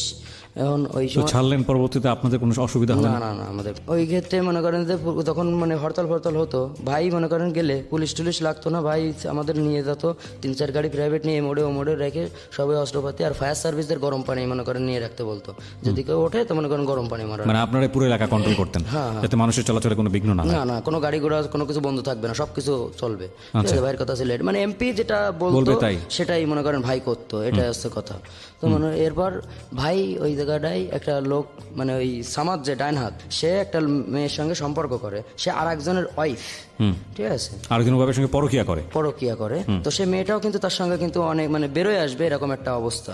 তো সেও একটা নেতা, তো তাকে মনে করেন যে সে মেয়েটা বলতেছে তুমি কি আমার সাথে চলে আসবা, তা বলতেছে হ্যাঁ আমি চলে আসবো। তা বলতেছে তাহলে আজকে তোমার আমরা নিতে আসতেছি। এখন মনে করেন সেই গেটে, বেঙ্গল গেটে গেছি, যে মনে করেন যে ও বেরোয় আসতেছে, এখন ওর হাজব্যান্ড আরও ছেলেবেলে নিয়ে রয়েছে। আমরা গেছিলাম প্রায় 60 থেকে 70 জন, যে মনে করেন যে ওইখানে যে কাঞ্চি, সে মেয়েটা না ছিল কাঞ্চি, কাঞ্চি পরে মনে করেন প্রাইভেটে উঠছি। এর মধ্যে সেই ওর হাজব্যান্ড আসলে হাজব্যান্ডের ওই সামাদ ভাই মারলো, মায়ের পাওমা ভেঙে দিল, দিয়ে আর ওর যে ছেলে ফেলে ছিল সব করার মনে করেন মায়ের ওই জায়গাটায় থিয়ে দিল, মানে ওই এমনি পিটাপিটি করে আর কি রেখে ওরে নিয়ে চলে আসলো। এসে শিমুল ভাইয়ের কাছে গেল, ভাই আমি এর ভালোবাসি। শিমুল ভাই আবার এই জিনিসটা ওরে বললো কি যে এটা করা তোমার ঠিক হয়নি, সে তো আর একজনের বউ, তুমি এমনি একটা অবিবাহিত, তুমি মেয়েরে নিয়ে আসতে, আমি তোমার বিয়ে দিয়ে দিতাম। এ কিন্তু ভাইয়ের সঙ্গে একটু মনোদ্বন্দ্ব হয়ে গেল। ও ওকে, তো পুরোটাই সিনেমা শুনতেছি মনে হচ্ছে, সিনেমা দেখতেছি চোখের সামনে। ইনফ্যাক্ট এই সামাদ ভাই তো মনে করেন যে ওর ডায়নাথ, সামাদ ভাই তো কম বেশি, সামাদ ভাইয়েরও তো সবাই কম বেশি চেনে। হ্যাঁ, এখন সামাদ ভাই বলতেছে ভাই আমি আপনারা সাইডে দিতে পারি, কিন্তু মনে করেন এরে আমি সাটি পারবো না। এই ধরনের কথা বলে ফেললো। তখন কিন্তু শিমুল ভাই একটু মনে করেন ওর প্রতি একটু রাগ হলো, তা বললো কাছে তুই যা ভালো প্রচেষ্টা করি। এখন ও আমার কাছে কি যে চল দিন রে, আমি তখন রনি আমার বলতেছে না আমরা যাবো না, যে ও যা পারে করুক গে, ভাই যে জায়গায় না বলিতেছে সে জায়গায় তো আমরা যেতে পারি না, সে জায়গায় বাইরে অনুমতি থাকতো তালি যেতাম। ও কিটা আমরা গাছের আগায় পানি ডাললে হবে না ভাই, আমাকে গুড়ায় থাকতে হবে, ঠিক আছে। আমি বললাম কি ভাই আপনি যান, পরবর্তীতে দিয়ে মানে একটা বুঝ দিয়ে ওরে ভাড়াই দিলাম, দিলি মিলন ওর সাথে, যে মিলন ওর সাথে সবসময় থাকে সে যাচ্ছে না, তাহলে আমরা কি জন্যই যাবো? আচ্ছা, মানে টানাত বা আমাদের এক হাত হচ্ছে মিলন, এক হাত হচ্ছে সামাদ। হ্যাঁ, সে সামাদ মিলন যাচ্ছে না, আমি তো আমার তো যাওয়ার কোনো প্রশ্নই আসে না। এখন সে মনে করেন যে ওইখানে গিয়ে একটা হসপিটালে বাসে একটা বাসা ভাড়া নিয়ে ওইখানে থাকলো। এখন ভাই ওরা ফোন দিয়েছে শিমুল ভাই, যে বলতেছে সামাদ তুমি একটু অফিসে আসো, তো বলতেছে ভাই আমার এখন আসার সময় নেই, আমি একটু ব্যস্ত আছি, আমি টোরে নিয়ে একটু বেড়াতে যাবো খুলনায়। তো বলতেছে তুই আমার কাছে আসার সময় নেই, যে আমার সবসময় বসকে মানে ডাকের আগে বস, সে সামাদ আমার কাছে আসার সময় নেই, ভালো কথা। এখন ওই জায়গাতে ও থাকতে পারলো না, বাসার হলে শিমুল ভাই বলে দিল ওকে যেন বাসায় রাখা হয় না, বাসাতে নেমে দিয়েছে। দেওয়ার পর হলের পাশে একটা দৈনিক পূর্বাঞ্চল যে পেপারটা দিনিস্তলায় হয়, দোতলায় একটা বাসা ছিল, ওই দোতলায় বাসায় ও থাকতো। তো ওইখানে একটা লোক রে ও চাকরি দিবে বলে, ওর বউ খারাপ লোক ছিল, বেশি ভালো লোক ছিল না, ইয়াবা ট্যাবলেট খাতো, নেশা করতো ওর বউ। তো ওর ওই লোকটা টাকা সেও একটা মেয়ে ছিল, যে সে মেয়েটা হচ্ছে কলগাট ছিল, তো সে তারা বিদেশ পাঠানোর নাম করে মনে করেন অনেক টাকা এনেছে ওর কাছ থেকে। তো ওর তো পাঠাবে না, ওর কাছে তো টাকা এনেছে। টাকা নেওয়ার পরে ওরে তাহলে কী করতে হবে, ও যখন প্রতিদিন এসে ঝামেলা করতো, ও শিমুল বাইরে এসে বললো ওই মহিলা যে ভাই আপনার লোক আমার কাছ থেকে এত টাকা এনেছে, তার কাছে ওর কথা আমার সামনে বলবা না, তুমি দিছাও, তুমি তো আমার বলে দাওনি, তুমি তোমার মতো করে নাও ওকে। এখন সেই দোতলায় উঠেছে, উঠলি ওরা মনে করেন যে খণ্ড খণ্ড করে মানে প্রায় 5-6 খণ্ড করে ফেলিল। এই সামাদ রে? না, তাহলে ওই সেই মহিলাটাকে সামাদ আর সামাদের বউ, এই বউ এই মহিলাকে খণ্ড করে ফেলছে? মহিলাকে খণ্ড খণ্ড করে ফেলছিল, ফেলে যে মহিলা টাকা পেত, একে ফেলে ওই ট্যাঙ্কির মধ্যে রেখে দিছে, বাথরুমের ট্যাঙ্কির মধ্যে, মানে এটা বস্তার মধ্যে করে ট্যাঙ্কির মধ্যে রাখা দিয়েছে। আপনারা পরবর্তীতে জেনেছেন বিষয়? সবাই জেনে গেছে, তার জন্য জেলেও ছিল, জেলেতে কিছুদিন আগে বেরোলো এই সামাদ। জি সামাদ। আর কাঞ্চি বেরোয় গেছিল প্রথমে, বেরোয় ঢাকায় চলে আসছে। ওকে, আমরা এখান থেকে ফিরবো ছোট্ট একটা বিরতির পর। প্রিয় শ্রোতা, আপনারা শুনছেন সিক্রেটস, ঢাকা FM 90.4-এ। আমি আরজে কিবরিয়া আপনাদের সাথে রয়েছি। Secrets. Something beyond entertainment.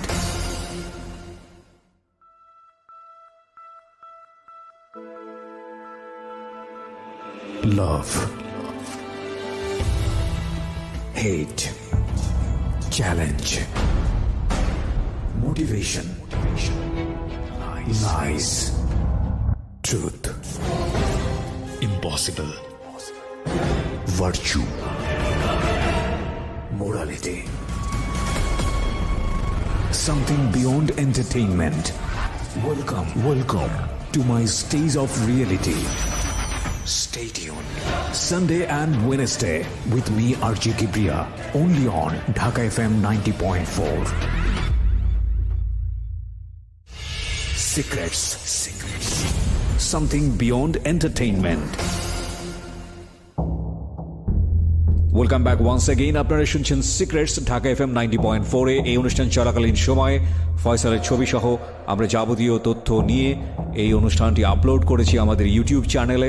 যারা এখন পর্যন্ত সাবস্ক্রাইব করেননি, আমাদের ইউটিউব চ্যানেলটি থেকে বেল বাটনটি অন রাখেননি, নোটিফিকেশন অন রাখেননি, তাদেরকে আমরা বলবো যে আপনারা আসলে অতি শীঘ্রই করে ফেলুন, কারণ আমাদের এই ইউটিউব চ্যানেলটি আসলে মূল জায়গা হবে আমাদের এইসব অনুষ্ঠানগুলোর সাথে। আরও নতুন নতুন কন্টেন্ট নিয়ে আমরা ভবিষ্যতে এই জায়গাটিতে রেডিওটিকে, ঢাকা এফএমটিকে অন্যভাবে চেনানোর কাজ শুরু করেছি। সো যারা এটা করেননি তাদেরকে আমরা বলবো যে ওখানে সাবস্ক্রাইব করুন। আমাদের ঢাকা এফএমের চ্যানেলটি হচ্ছে www.youtube.com/DFM 904।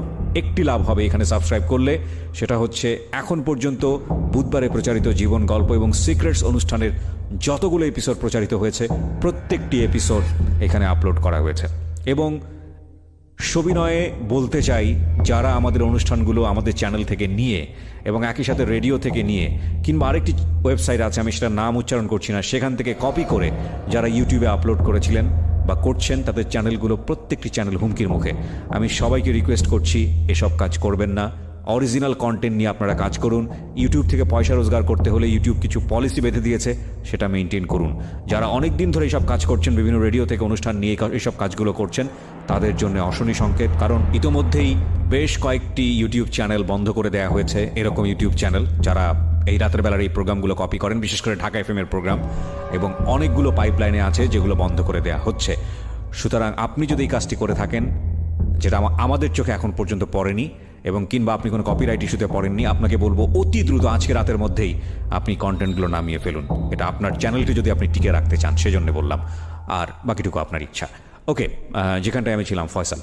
আচ্ছা, আমার তো মনে করেন যে অল্প কিছুদিন এই 2-2.5 বছর পর বেরোলো। আচ্ছা, আমাদের অবস্থা এমনি খুব ভালো অবস্থা, ওর ফ্যামিলির অবস্থা খুব ভালো, শুধু ওই মনে করেন যে খারাপ ছিল। আচ্ছা, তো কাটাকাটি পরের ঘটনা। হ্যাঁ, কারাগারি পরের ঘটনা হচ্ছে, আমরা ওইখান থেকে চলে আসলাম। আসার পরে আমাদের কাছে ওই টাকা শুধু টানতে থাকলাম। এর মধ্যে আমাদের ক্যাশ হয়ে গেল হচ্ছে 13 লক্ষ টাকা। আমাদের ক্যাশ হয়ে গেল, মানে সব ধান্দাবাজি করে। জি, আমার আর রনির 13 লক্ষ টাকা ক্যাশ হয়ে গেল। এর মধ্যে কিন্তু নেশা চলতেই আছে সব, অল টাইম 24 ঘন্টা। সেটুকুন সময় ঘুমিয়ে না থাকতাম, বাকি টাইম আমরা নেশা করে থাকতাম।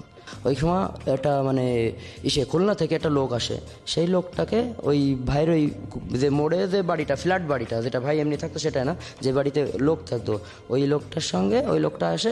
তা প্রায় আসে, ভাইয়ের সঙ্গে অনেক ভালো সম্পর্ক। তো ভাইয়ের বউয়ের সাথে কিন্তু ওর কিন্তু ভাই তো বউয়ের সঙ্গে বেশি একটা সময় দিতে পারতো না। তো ওটা মেয়ে মানুষ তো চাই সবসময় সময়।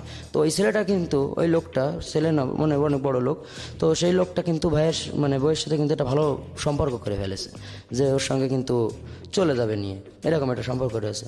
ভাই কিন্তু এটা জানতে পারেছে, ঠিক আছে। ভাইয়ের ছেলে তো সেই শিয়ানা, ছোটো লিখে প্রচুর শিয়ানা। ও বলে দিয়েছে যাবো এই না এই, আম্মুর সাথে এসে সবসময় কথা বলে, গায়ে হাত দেয়, ঠিক আছে। তাও আম্মু কিছু বলে না, এ ধরনের কথা কিন্তু বলেছে। বললি ওই লোকটারে এবার আমাকে বলতেছে যে ওই লোকটারে মনে করে যে মারতে হবে। আপনাকে বলেছে? আমাদের দুজনকে।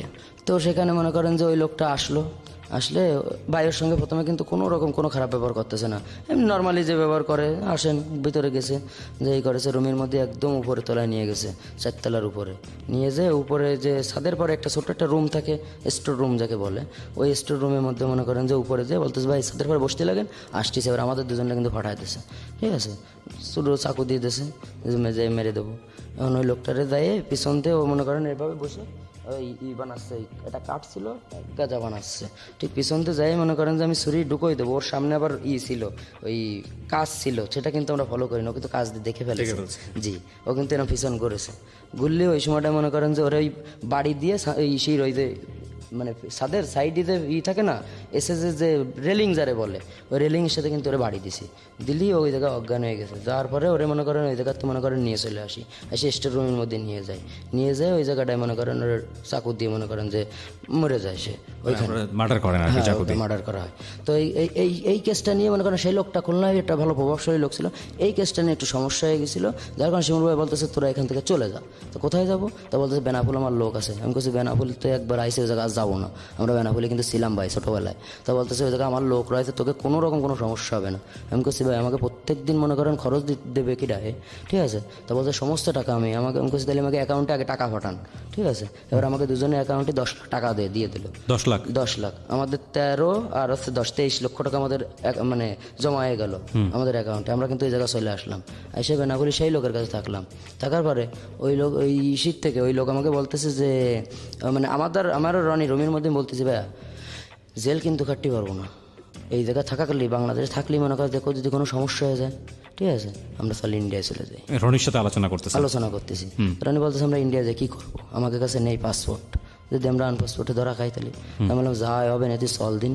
এবার ওই লোকের সাথে আমরা আলোচনা করতেছি যে ভাই আমাকে কি ইন্ডিয়া ভাড়া করে দেয়? তো কথা ভাইয়ের সাথে না কথা বলে আমি তো আপনাদের পাঠাতে পারবো না ভাই, যেহেতু আপনাকে দেশে আপনার আমাকে আমানত। তো আমি বললাম কি যে ভাই আপনার পায়ে ধরি, আমাকে মনে করেন এনে থাকলে জেল কাটতে হবে, ঠিক আছে, আপনারা পার করে দেন, বাকি ওই পাশের দায়িত্ব আমাকে, ঠিক আছে। আমি বললাম কি যে ভাই টাকা উঠো, ঠিক আছে। ওই জায়গাতে মনে করেন আমরা 50,000 টাকা উঠে নিয়ে আসলাম, ঠিক আছে। ওই ইসিরতেই উঠে আমরা ইন্ডিয়ান টাকা করলাম, করে সেই ওই ওরে দিলাম আসছে, দুইজনে আসছে 5,000 টাকা দিলাম আমাকে, দুজনে মাথা পিছু। এখন কাগজ পুকুরে নিয়ে গেছে, নিয়ে যেয়ে ওইখান থেকে ওই ছোট খাল আছে নদী, মানে নৌকার উপর উঠে ডেক্কা দিলে মনে করেন ওই ভাষা চলে গেছি। ওপাশে গেলে ইন্ডিয়া। হ্যাঁ, ও ভাষে গেলে ইন্ডিয়া। আর ওই ভাষে আবার এর লোক আছে, আচ্ছা। ঠিক আছে, একটা মহিলা, সে আমাদের নিয়ে যে কাঁঠাল বনে রাখলো, রাখার পরে সেইখান থেকে আরেকটা লোকের কাছে আমাদের দিল, দেওয়ার পর সে আমাদের বাসে উঠে দিল, দিয়ে আমরা চলে গেলাম বনগাঁয়। বনগাঁ বাস স্ট্যান্ডে গেলাম, বাস স্ট্যান্ডেতে যে ওইখান থেকে গেলাম আছে বনগাঁ স্টেশন, রেল স্টেশন। ওখানে দেখি আমাদের এখানে তো স্টেশনে এমনি পুলিশ থাকে না, কিন্তু ওইখানের জিআরপি পুলিশ থাকে, যারা মনে করেন যে বাংলাদেশি লোক দেখলেই বুঝতে পারে। তো আমরা আবার চিন্তা ভাবনা করে করলাম কি, বা এই ড্রেস সব চেঞ্জ করে ফেলতে হবে, ইন্ডিয়ান ড্রেস করতে হবে, তাহলে আমাদের চিনতে পারবে না। ড্রেসের মধ্যে একটু পার্থক্য আছে এবং কথার মধ্যে আমাদের কথা একটা টান আছে, ওদের কথা কোনো টান নেই, ঠিক আছে। এখনো ওইখানে ড্রেস কিনলাম, কেনার পর এমনি লোক যদি সাধারণত আমার কাছে কোনো কথা বলে তখন আমরা বুবা ও হ্যাঁ মানে বুবা, কিছু জানি না আমরা। এভাবে কিন্তু আমরা ওইখান থেকে কলকাতায় চলে গেলাম। যাওয়ার পর কলকাতায় রাত থাকলাম। ওইখানে আমাদের কিন্তু পাসপোর্ট ভিসা নাই বলে কিন্তু আমরা কোনো হোটেলে যেও থাকতে পারতেছি না। তো আমরা ওই স্টেশনে, ইন্ডিয়া স্টেশনগুলোয় কিন্তু থাকার জন্য খুব ভালো ভালো জায়গা আছে, আচ্ছা। আমরা সেখানেই থাকতাম। তো ওইখানে বারাসাতের আসলাম কলকাতা থেকে, সেখান থেকে আবার বারাসাতে এসে ওই বার আছে, ওইখানে বারের মধ্যে গেলাম যে চল একটু বারে যাই, মদ খাতে হবে ইন্ডিয়ায়। বারে যেয়ে মদ খাচ্ছি, ঠিক ওই মুহূর্তে রাজা দত্ত বলে বারাসাতের ডন একজন আছে, তার সাথে সে মনে করেন সে দানব, সঞ্জয় দত্তর মতো উঁচু লম্বা, সে বডি ফিগার সাদা, আমরা তার এইটুক বগলের তলে, তাহলে সে কত উঁচু লম্বা। সে তার সাথে মনে করেন আরও 5,000 ছেলে আসতেছে, ওপেনের মেশিন নিয়ে আসতে লাগলে ওই আমি বোতলটা নিছি, ও রাতে আবার একটা কাছের বোতল ছিল, এরকম উঠতে গেছি, ওনার কিন্তু হাতে ধাক্কা লেগে গেছে, লাগলে কিন্তু ওটা পড়ে গেছে। গেলেই কিন্তু উনি বলে কোন রে, তা আমি তো হিন্দিতে বুঝতেছি না, মানে ওইটুকু বুঝতেছি, কিন্তু আমি তার সাথে হিন্দিতে কথা বলবো এটা তো বুঝলেন। তা আমি বলতেছি বাংলাদেশি, ঠিক আছে। ও তো বাঙালি আসলা, ঠিক আছে, তাহলে তোর সাথে বাংলায় কথা বলি। উনি সবভাবে ইংলিশই বাংলা সব কিছু টকিং করতে পারে, অনেক শিক্ষিত। তা উনি আমার বলতেছে যে এখানে কোথায় আইসির, তোকে পাসপোর্ট কই? আমি বললাম ভাই পাসপোর্ট নেই, ঠিক আছে। তা বলতেছে কি চল আমার সাথে, এই জায়গায় কাজ করবি? আমি বললাম হ্যাঁ করবো। তা বলতেছে কি যে তাহলে এদের এনে দে খাওয়া, এবার মনে করে আমাকে খাওয়ালো দুজন, আমরা তো খাচ্ছি, সে বিল মিল সব ও দিয়ে দিল, আমাদের কোনো বিল দেওয়া লাগলো না। ওর নিয়ে গেল, নিয়ে দিয়ে বলতেছে দিনের বেলা তোরা বেরোবি না, তোরা ওই করবি আমাদের রুমই থাকবি, আর দিনের বেলা তোকে প্রাইভেট কারে সমস্ত জায়গায় ঘুরানো হবে, ঠিক আছে, সব জায়গা তোদের চিনাবো যে কোন রাস্তাতে কী দেখি করতে হবে।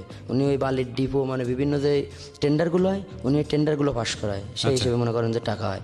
তো ওই সময় ওইখানে এই আমাদের যেরকম এলাকার চেয়ার মেম্বার, ওইখানে আছে গ্রাম প্রধান আছে, ঠিক আছে। ওই প্রধান মনে করেন চেয়ার যদি ফাঁকা করা যায়, একটা চেয়ার উনি বসে রয়েছে, ওই চেয়ারটা ফাঁকা করলে ওই চেয়ারে আর একজন বসবে, উনি যদি চেয়ারটা যদি মারা যায় তাহলে আরেকজন ওই চেয়ারে বসতে পারবে না, পরের সিরিয়ালে যে আছেন।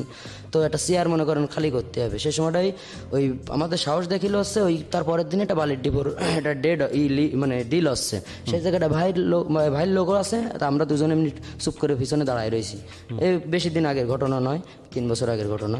তো সেখানে আমরা দুজন দাঁড়ায় রয়েছি, বাইরের সামনের মেশিন, ওই যে লোকটার সামনাসামনি বসে আছে ওই লোকটার সামনে টেবিলের পরে মেশিন আছে, দুজন কথা বলতেছে। তা ভাই বলতেছে যে আমার আছে 60%, তোর আছে 40%। আর ও বলতেছে কি যে না আমার 60%, তোমার 40%।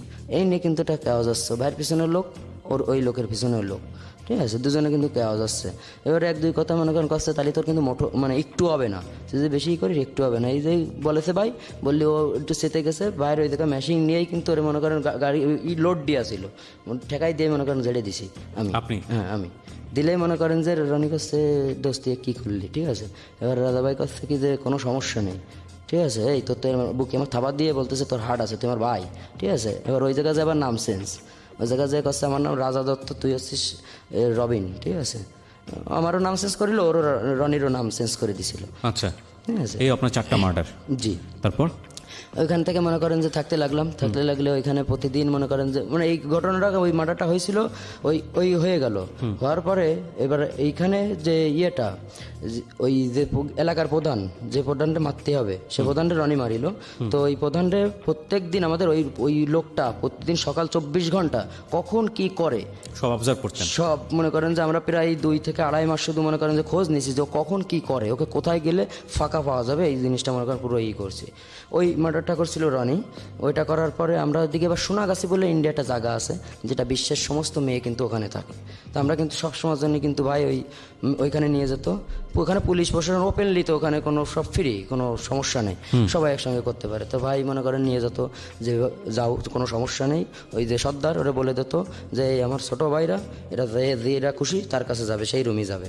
এবার আমরা মনে করেন যেতাম, পাকিস্তানি মেয়ে দেখতাম, চায়না মেয়ে দেখতাম, যারে ভালো লাগতো তার কাছে যেতাম। ওদের সাথে কিন্তু কথা বলতে পারতাম না, শুধু আমাদের কাজ করে আমরা কিন্তু চলে আসতাম। এইভাবে কিন্তু ওখানে কিন্তু অনেক মেয়েদের সঙ্গে আমরা করছি। আর মনে করেন নিশা তো আছেই। কিছুদিন পরে দেখুন ওই মার্ডারটা হওয়ার পরে, রনি মার্ডারটা করলো, মারার পরে এবার আমরা করলাম ভাই আমরা চল আবার বাংলাদেশ চলে যাবো, ঠিক আছে।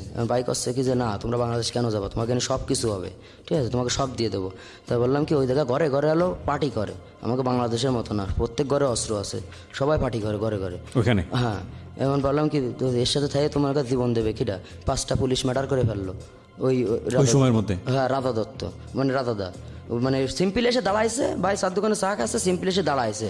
আসলে মনে করেন ও তো বুঝতে পারিনি ভাই পুলিশ, সেটা মানে গেট মনে করেন যে গুলির মেরে দিয়েছে 5টা পুলিশ। সেই দিন মনে করেন ভাই অঙ্ক চিরানি দোষ, এই জায়গায় আর থাকা যাবে না, আমাকে কিন্তু মনে করেন শেরপুরি আসতেছে, ঠিক আছে, এই জায়গাতে চল। এবার ওই দিনকে আবার রাত্রেবেলা আমরা বিলাকে আবার কিন্তু পার হই। আচ্ছা, বাংলাদেশে ব্যাক করেন? বাংলাদেশে বেনাপোলে।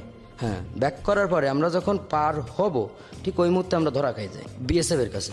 বিএসএফ এর কাছে? আচ্ছা, বিএসএফ এর কাছে আমরা বাংলাদেশ পৌঁছে পারিনি একদম, মানে শুধু ওই ইসে উঠবো, ওই নৌকা এটায় উঠলে আমরা পার হয়ে যাবো। ঠিক তখনই মনে করেন যে আমরা ধরা খেয়ে যাই। গেলে আমরা ও তো জানে না যে আমরা ওই জায়গার না, আমাদের শুধু কেস দিয়ে দিল, আমাদের ধরে নিয়ে ভিতরে নিয়ে আমাদের মারিল না। তো এমনি বললো কি যে তোমাকে পাসপোর্ট, আমি বললাম পাসপোর্ট থাকলে তো এই ফার্স্ট আসছে আমার, তাহলে তো এই ফার্স্ট আমরা গরিব মানুষ কাজ কাম করতে গেছিলাম, সেদিকে এইসব বললাম। কিন্তু ওরা তো জানে না ওইগুলো। ওরা কি করলো, ওরা আমাদের নামে একটা কেস দিয়ে দিল, আনপাসপোর্টের কেস, ঠিক আছে। এই কেসটা দেওয়ার পর আমাদের বনগা জেলে ট্রান্সফার করলো। ওইখান থেকে আমাদের 14 দিন পর 3টা কোর্ট আমাদের নিয়ে গেছিলো। প্রথম কোর্ট মনে করেন যে নিয়ে যাওয়ার পরে জেলে যেদিন ওই জায়গায় ঢুকাবে তখন অনেকে ভয় দিচ্ছে যে এর মধ্যে তোকে গা আঠিভাবে থালবাটি মাজাবে, কাজ করাবে। তো প্রথম দিন যে কিন্তু কাজ করিলাম, জেলমেল পরিষ্কার এইসব কাজ দিয়ে নতুন ইন্ডিয়াতে? জি, আচ্ছা, ইন্ডিয়ার বনগা জেলে, সাব জেলে। তো মনে করেন যে ওইখানে যাওয়ার পর 9 দিন পরে আমার রুম, যে রুমে আমাদের দিছিল, ওই রুমের যে রাইটার, একটা জেলে কিন্তু পুলিশরা কিন্তু কন্ট্রোল করে না, কন্ট্রোল কিন্তু আসামিরাই করে। প্রত্যেকটা রুমে একটা করে মেট থাকে, একটা করে রাইটার থাকে, এরাও আসামি, ওদের ইনকাম সোর্স ওইখানে। প্রত্যেকটা মনে করেন যে ওদের কাজ দেওয়ার দায়িত্ব, সময় রাত্রেবেলা নাইট ডিউটি, এগুলো না দিলে যদি না করো তাহলে ওদের টাকা দিতে হবে, তা নাহলে বিড়ি সিগারেট দিতে হবে, তাহলে তোমার দিয়ে করাবে না, অন্য লোকদের করাবে। আর প্রত্যেক দিন তো লোক আসা যাওয়া হয়, জেলখানা, কবরস্থান, হসপিটাল, এই প্রত্যেক দিন লোক আসা যাওয়া হয়। তো সেখানে মনে করেন যে 9 দিন পরে উনি ওই নাম লিখতে হয় প্রত্যেকদিন 101 জন, 2 জন, 96, 95, আর দিনে 6 বার গুনতি দিতে হয় জেলখানার মধ্যে। ওই গুনতি মিলেই রাইটারের কাজ হচ্ছে এইটা। তো আমি কিন্তু ওই লোকের পাশে বসে বসে কিন্তু এগুলো কিন্তু শিখে ফেলেছি। আর আমি অল্প পড়লেও আমার হাতের লেখাটা খুব সুন্দর, ঠিক আছে। তো আমি ওই বলতেছি যে ভাই তুমি এটা পারবা? তাই আমি বলতেছি হ্যাঁ ভাই আমি পারবো, আপনার রিলিজ হয়ে যাচ্ছে, তা আপনি যদি আমার দিয়ে যান তাহলে আমি কিন্তু করতে পারবো। এখন আমি ওই জায়গায় কিন্তু এইটা করা শুরু করেছি, রাইটার হয়ে গেলাম। এবার আমাদের কিন্তু কোনো কিছু সমস্যা আসছে না, আমি প্রত্যেকদিন ওই জায়গায় ওই জেলখানার মধ্যে থাকাকালীন ইনকাম শুরু করে দিছি।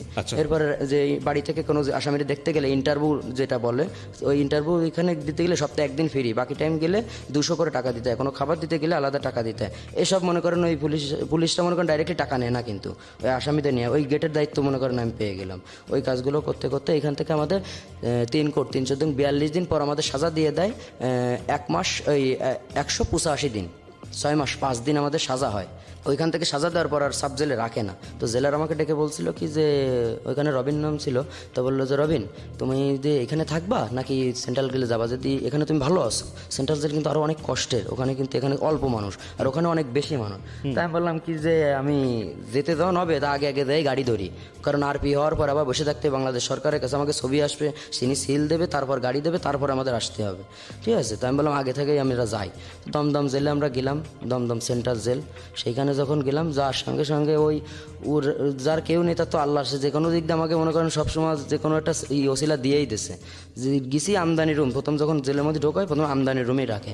তা আমদানি রুম কি, সেখানে গুলজার ভাই, তিনি 236টা মার্ডারের আসামি ছিলেন। গুলজার ভাই কি বাংলাদেশি? না, তিনি ইন্ডিয়ান লোক। 236টা মানে মার্ডারের আসামি ছিলেন, মানে পুরো বিল্ডিং ধরে উড়াই দিয়েছিলেন, মানে হিন্দুকে মেরে ফেলিলেন। তো তিনি মুসলমান, তো তিনি মানে অনেক একটা ছিলেন, তো হিন্দুকে মেরে ফেলে দিয়েছিলেন ফ্ল্যাট সহ। তো সেই কেসে ওনার লাইফ সাজা হয়ে গেছিলো। আর আমাদের এখানে লাইফ সাজা তো 14 বছর, আর ওখানে লাইফ সাজা হচ্ছে যতদিন তিনি বেঁচে থাকবেন ততদিন জেলখানে থাকবেন। বছরে 5 দিন, এই মুসলমান হলে 5 দিন, হিন্দু হলে 15 দিন, তাদের জন্য বাইরে ছাড় আছে, বাড়ি যেতে পারবে বছরে। তো সে হলো মানে গুলজার ভাই, ওইখানে আমরা লাইনে যখন বসলাম তো আমার কাছে একটা মেমোরি কার্ড পাইছিল আর 2টা সিম পাইছিল। তো বলতেছে যে তুমি এত চেকিংয়ের পরে তুমি এই 2টা মানে কীভাবে নিয়ে আসলে? তা আমি বললাম যে যেভাবে নিয়ে আসি আমি নিয়ে আসছি, ঠিক আছে। তা বলতেছে কি যে তুমি এদিকে আসো, এখন নিয়ে গেছে, বলতেছে তুমি আমদানি থাকবা। তাই বলছে আমার কাজ কি? বলছে লোক চেকিং করা। মানে যে ব্যক্তি এইসব আনতে তুমি যে এই আনতে পারিছো, তাহলে তুমি জানো যে কোথায় কোথায় রাখলি মনে করো যে এই মানে বের করা যাবে।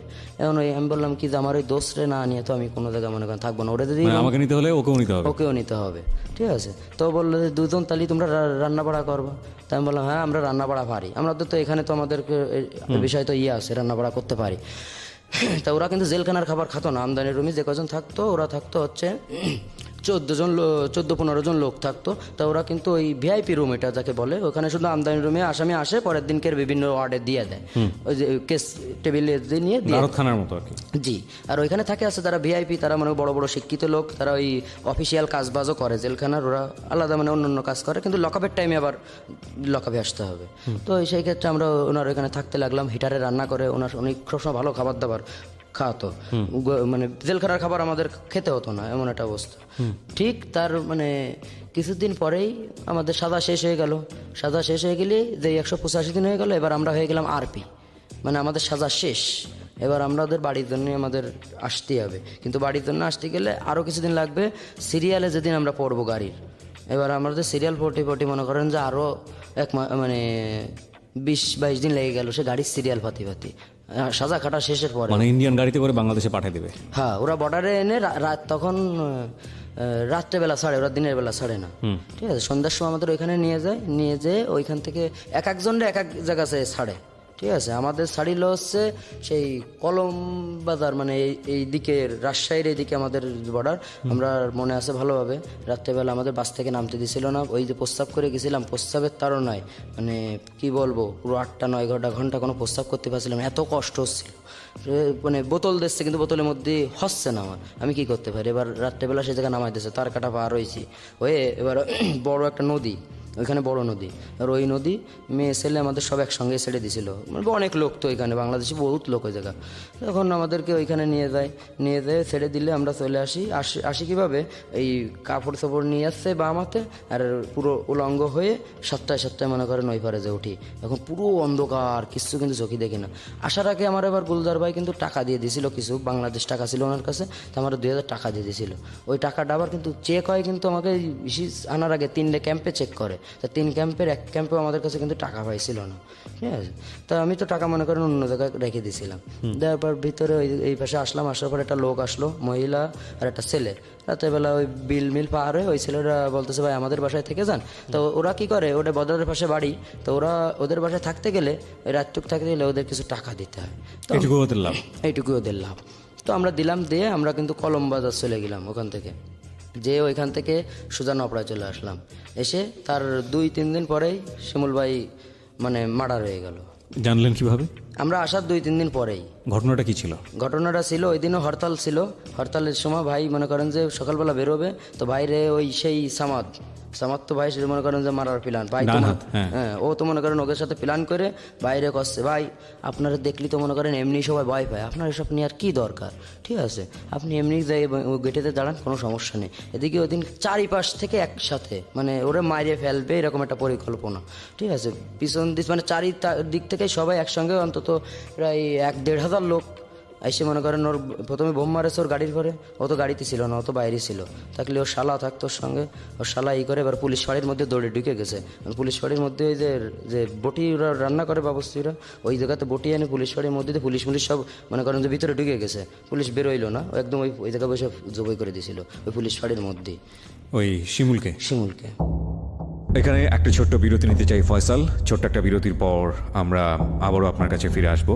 আশা করছি দর্শক যারা শুনছে তারা আমাদের সঙ্গেই থাকবে। দর্শক বলছি কারণ ইউটিউবে গেলে আপনাকে দেখাও যাবে। আমাদের ইউটিউবের ঠিকানা হচ্ছে www.youtube.com/DFM904। চ্যানেলটি ঢাকা FM 90.4 নামে আছে, সাবস্ক্রাইব করতে ভুলবেন না। Secrets. something beyond entertainment.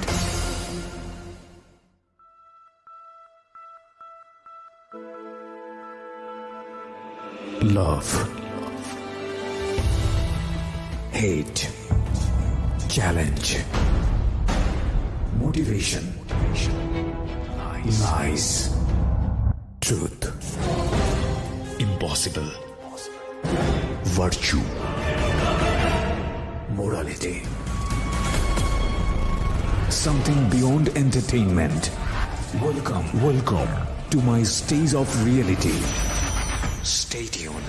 Sunday and Wednesday with me, RJ Kibriya, only on Dhaka FM 90.4. Secrets. Something beyond entertainment. Welcome back once again প্রিয় শ্রোতা, আপনারা শুনছেন সিক্রেটস ঢাকা FM 90.4-এ। কিবরিয়া আছে আপনাদের সঙ্গে। কথা না বাড়িয়ে ফয়সালের কাছে আমি আবারও ফিরছি। ফয়সাল, যাওয়ার পর ওইখান থেকে আমরা করলাম কি ভাই এই জায়গা তো মনে কর যে থাকা যাবে না, গরমে আমরা খুলনায় চলে যাই। এখন আমরা গিলাক্সের মোড় চলে গেলাম, যে ওই জায়গাটা এক বন্ধু আছে, সে বন্ধুর ওই জায়গাটা মনে করেন যে থাকলাম। থাকার পর ওই বন্ধুরে আমরা বললাম কি, এর মধ্যে আমাদের একটা লোকের সাথে পরিচয় হলো যে আমরা বিদেশ যাব, ঠিক আছে, যে বিদেশে যেতে হবে। তা বলতেছে কি যে টাকা লাগবে দুজনের 8 লাখ। তা বললাম টাকা 8 লাখ দেবো, বিদেশ যেতে হবে। এখন আমাদের লাগবে পুলিশ ক্লিয়ারেন্স। এবার পুলিশ ক্লিয়ারেন্স নিতে যে আমাদের মনে করেন যে 35,000 টাকা দিয়েছিলাম শুধু পুলিশ ক্লিয়ারেন্স দেবে ওই কাগজটার জন্যই। এবার ওই কাগজটাও আমাদের দেশে দিলে, আমরা পাসপোর্ট করেছি, ভিসা মনে করেন দেশে। কিন্তু আমাদের ভিসাটা দিছিল কি, ট্যুরিস্ট ভিসা দিছিল 1 মাসের জন্য। ট্যুরিস্ট ভিসা আমাদের জেনে শুনেই আমরা গেছিলাম। আমাদের বললো যে তোমাদের 1 মাস না, তোমাকে মাত্র হলো যেদিন যাবা সেদিন মেডিকেল করবে ওই এই জায়গাও আমাদের ঢাকায় আসছিলাম মেডিকেল করতে। তো ওইখানে যায় মেডিকেল করে তোমরা মনে করো যে 25 দিনের মধ্যে তোমাদের কাজে লাগানো হবে। তো সেখান থেকে ওই লোকগুলো আর ওদের যে দালালগুলো, এদের যে ব্যবহার কথাবার্তা যে এত মিষ্টি হয় যে সেটা বোঝা যাবে না যে এরা আসলে এদের এতটা তো আমাদের সেভাবে আমরা এই ঢাকা এই এয়ারপোর্টে নিয়ে আসলো, আমাদের শাহজালাল এয়ারপোর্টে একদিন আগেই, যেদিন আমাদের ফ্লাইট হবে তার একদিন আগে নিয়ে এসে শাহজালাল হোটেল আছে এইখানে, হোটেল এখানে রাখার পর পরের দিন আমাদের রাত 12টায় আমাদের ফ্লাইট। আমরা ওইখানে আমরা বললাম যে আমরা তো ইংলিশ তো বেশি জানি না, তাহলে লোকের সাথে কথা বলবো কি করে। আপনারা আগে থেকে বলতেছে কি যে ওইখানে তোমরা যাবা একসঙ্গে অনেকজন, আমাদের লোক একজন যাবে, কোনো সমস্যা নেই। কিন্তু যখন আমরা এখানে নিয়ে আসলো তখন কিন্তু ওর কথা চেঞ্জ। তখন ও বলতেছে কি যে সাথে কারো যাওয়া লাগবে না, ওরা সকালে চলে গেছে, তোমরা যে ওদের পাবা, আর তোমরা যাও, তোমাকে রিসিপশনে রিসিভ করবে না, ঠিক আছে। ওই জায়গার লোক বাংলা বোঝে, কোনো সমস্যা নেই। ওকে। তো ওই লোকটার কথা শুনে আমরা কিন্তু মনে করেন ফ্লাইটে উঠে গেছি 8 লাখ টাকা দিয়ে। 8 লাখ টাকা দিয়ে আমরা এইখান থেকেই উঠছি। মালিন এয়ারলাইন্স আমাদের নিয়ে গেছিল। নিয়ে যাওয়ার পর আমাদের পাশের আমরা দুজন বসছিল, ওই পাশের সিটে শ্রীলঙ্কার একটা লোক, সে বাংলায় কথা বলতে পারে। তো উনি আমাকে বলছে যে ছোটো ভাই তোমরা কোথায় যাচ্ছ? তা আমরা বললাম যে আমরা যাচ্ছি ভিয়েতনাম। তা বললো কি যে এখান থেকে ডাইরেক্ট ভিয়েতনাম? তো আমি বললাম কি না, এখান থেকে 2টো টিকিট দিতে, একটা মালয়েশিয়ায় নামতে হবে, নেমে আবার প্লেন চেঞ্জ করে ওইখান থেকে ভিয়েতনাম যেতে হবে। তো আমি বললাম, মালয়েশিয়ায় যখন আমরা পৌঁছালাম তখন ওই লোকরে আমরা বললাম যে আমাদের একটু হেল্প করেন, এখান থেকে কোথায় যেতে হবে আমাদের। সেই ওখানে তো বিভিন্ন রকম ওই এয়ারপোর্টের মধ্যে যে কোনো ভিতরে আবার ট্রেন আছে ওই মালয়েশিয়ায়, ট্রেনের মধ্যে উঠায় সেই লোকটা মানে ভিয়েতনামের কিছু লোক পালো, ওদের সঙ্গে ভিয়েতনামি ভাষায় ওদের সঙ্গে কথা বললো যে হোসিমিন সিটি, সেই ভিয়েতনামের এয়ারপোর্টের নাম, যে হোসিমিন সিটিতে এদের সঙ্গে তুমি যাও। তো ওদের সঙ্গে আমরা সেই হোসিমিন সিটি পর্যন্ত গেলাম। তো তখন এয়ারপোর্ট থেকে বেরোলে আমাদের ফোনে কিন্তু সেই ওই যে লোকটা আমাদের রিসিভ করবে ওই লোকের একটা ছবি দিয়ে দিয়েছিল, আর আমাদের ছবিটা ওই লোকের কাছে ছিল। তখন আমরা যখন বেরোইছি ওই লোকটা এরকম এয়ারপোর্টের পাশে যেরকম লোকজন আসলে দাঁড়ায় থাকে, জি ওরকম হাত উঁচু করছে, আমরা গেছি। তারপর উনি আর একটা মেয়ে, তো উনি গাড়িতে উঠায় একটা ফ্ল্যাটে নিয়ে গেছে, নিয়ে যে আমাদের ফ্ল্যাটে রাখছে। সেই ফ্ল্যাটটাতে বেশিরভাগ সব মেয়েই ছিল, আমরা দুজন আর বরিশালের একটা ছেলে, 3টা ছেলে তিনি আমাদের আগে গেছিল। এই 3টা ছেলে আমরা ওইখানে আসি। তো ওইখানে যে মেয়েরা থাকতো ওখানে তো মনে করেন সব কিছু ফ্রি, মানে দেখলে মনে হয় রাস্তায় যখন বেরোতাম তখন আমার বলে যাচ্ছে যে কালকে তোমাদের মেডিকেল। আর ওই লোকটা আমাদের এখানে বলে গেছিলো যে বাংলায় কথা বলতে পারে, বাট ও বাংলায় কথা বলতে পারে না, ও হিন্দি, ইন্ডিয়ায় বাড়ি ওর, তখন আমরা হিন্দি জানতাম, এই জন্য ওর সঙ্গে আমরা হিন্দিতে টকিং করি। তো এই জন্য ওর সঙ্গে কথা বললাম। এবার আমাকে বলতেছে যে তোমার টাকা কিন্তু পেমেন্ট করিনি, তোমার টাকা পেমেন্ট না করলে কিন্তু আমরা তোমাদের কাজ দেবো না। তো আমরা বললাম টাকা তো আমরা পেমেন্ট করেই আইছি, পুরো হ্যান্ড ক্যাশ দিয়ে আইছি। তা এবার এই লোকের ফোন দিলাম, আমাদের ওই নেটের দ্বারা ফোন দিতে, ওইখানে ওয়াইফাই তো সব জায়গা। তো এই লোকের আবার নেটের ফোন নেই, এই লোকের আবার সিম্পল ফোন, মানে ওই নিচে এবার কার্ড কিনলাম আমরা, আবার পকেট খরচের জন্য মনে করেন এই $100 নিতে গেলে 8,000 টাকা দিতে হয়। এবার এই জায়গাতে মনে করেন আমরা নিয়ে গেছি আসছে $600 দুজনে খরচের জন্য। আচ্ছা, এখন ওরে ফোন দিলে ওই নেট কার্ড কিনে সিম দিয়ে ফোন দিয়ে সিমও কিনেছি এয়ারপোর্টে যে সিম কিনে ওরে ফোন দিলি এ বলতেছে যে তোমার টাকা ওই ব্যাংকিং সমস্যা ভিয়েতনামে আসলে ওইভাবে আমাকে বাংলাদেশে ইয়ে হয় না, তো 2-1 দিন লেট হবে, হয়ে যাবে, মানে এটা কোনো টেনশন করে না, এরকম একটা সবসময় কথা বলতেছে, কোনো টেনশন নেই, কোনো সমস্যা নেই। এবার ওই যে ছেলেটা বরিশালের, ওরা বলতে ভাই তুমি কতদিন ধরে রয়েছো? তো কাছে আমার এই 2.5 মাস ধরে ঘুরে হচ্ছে।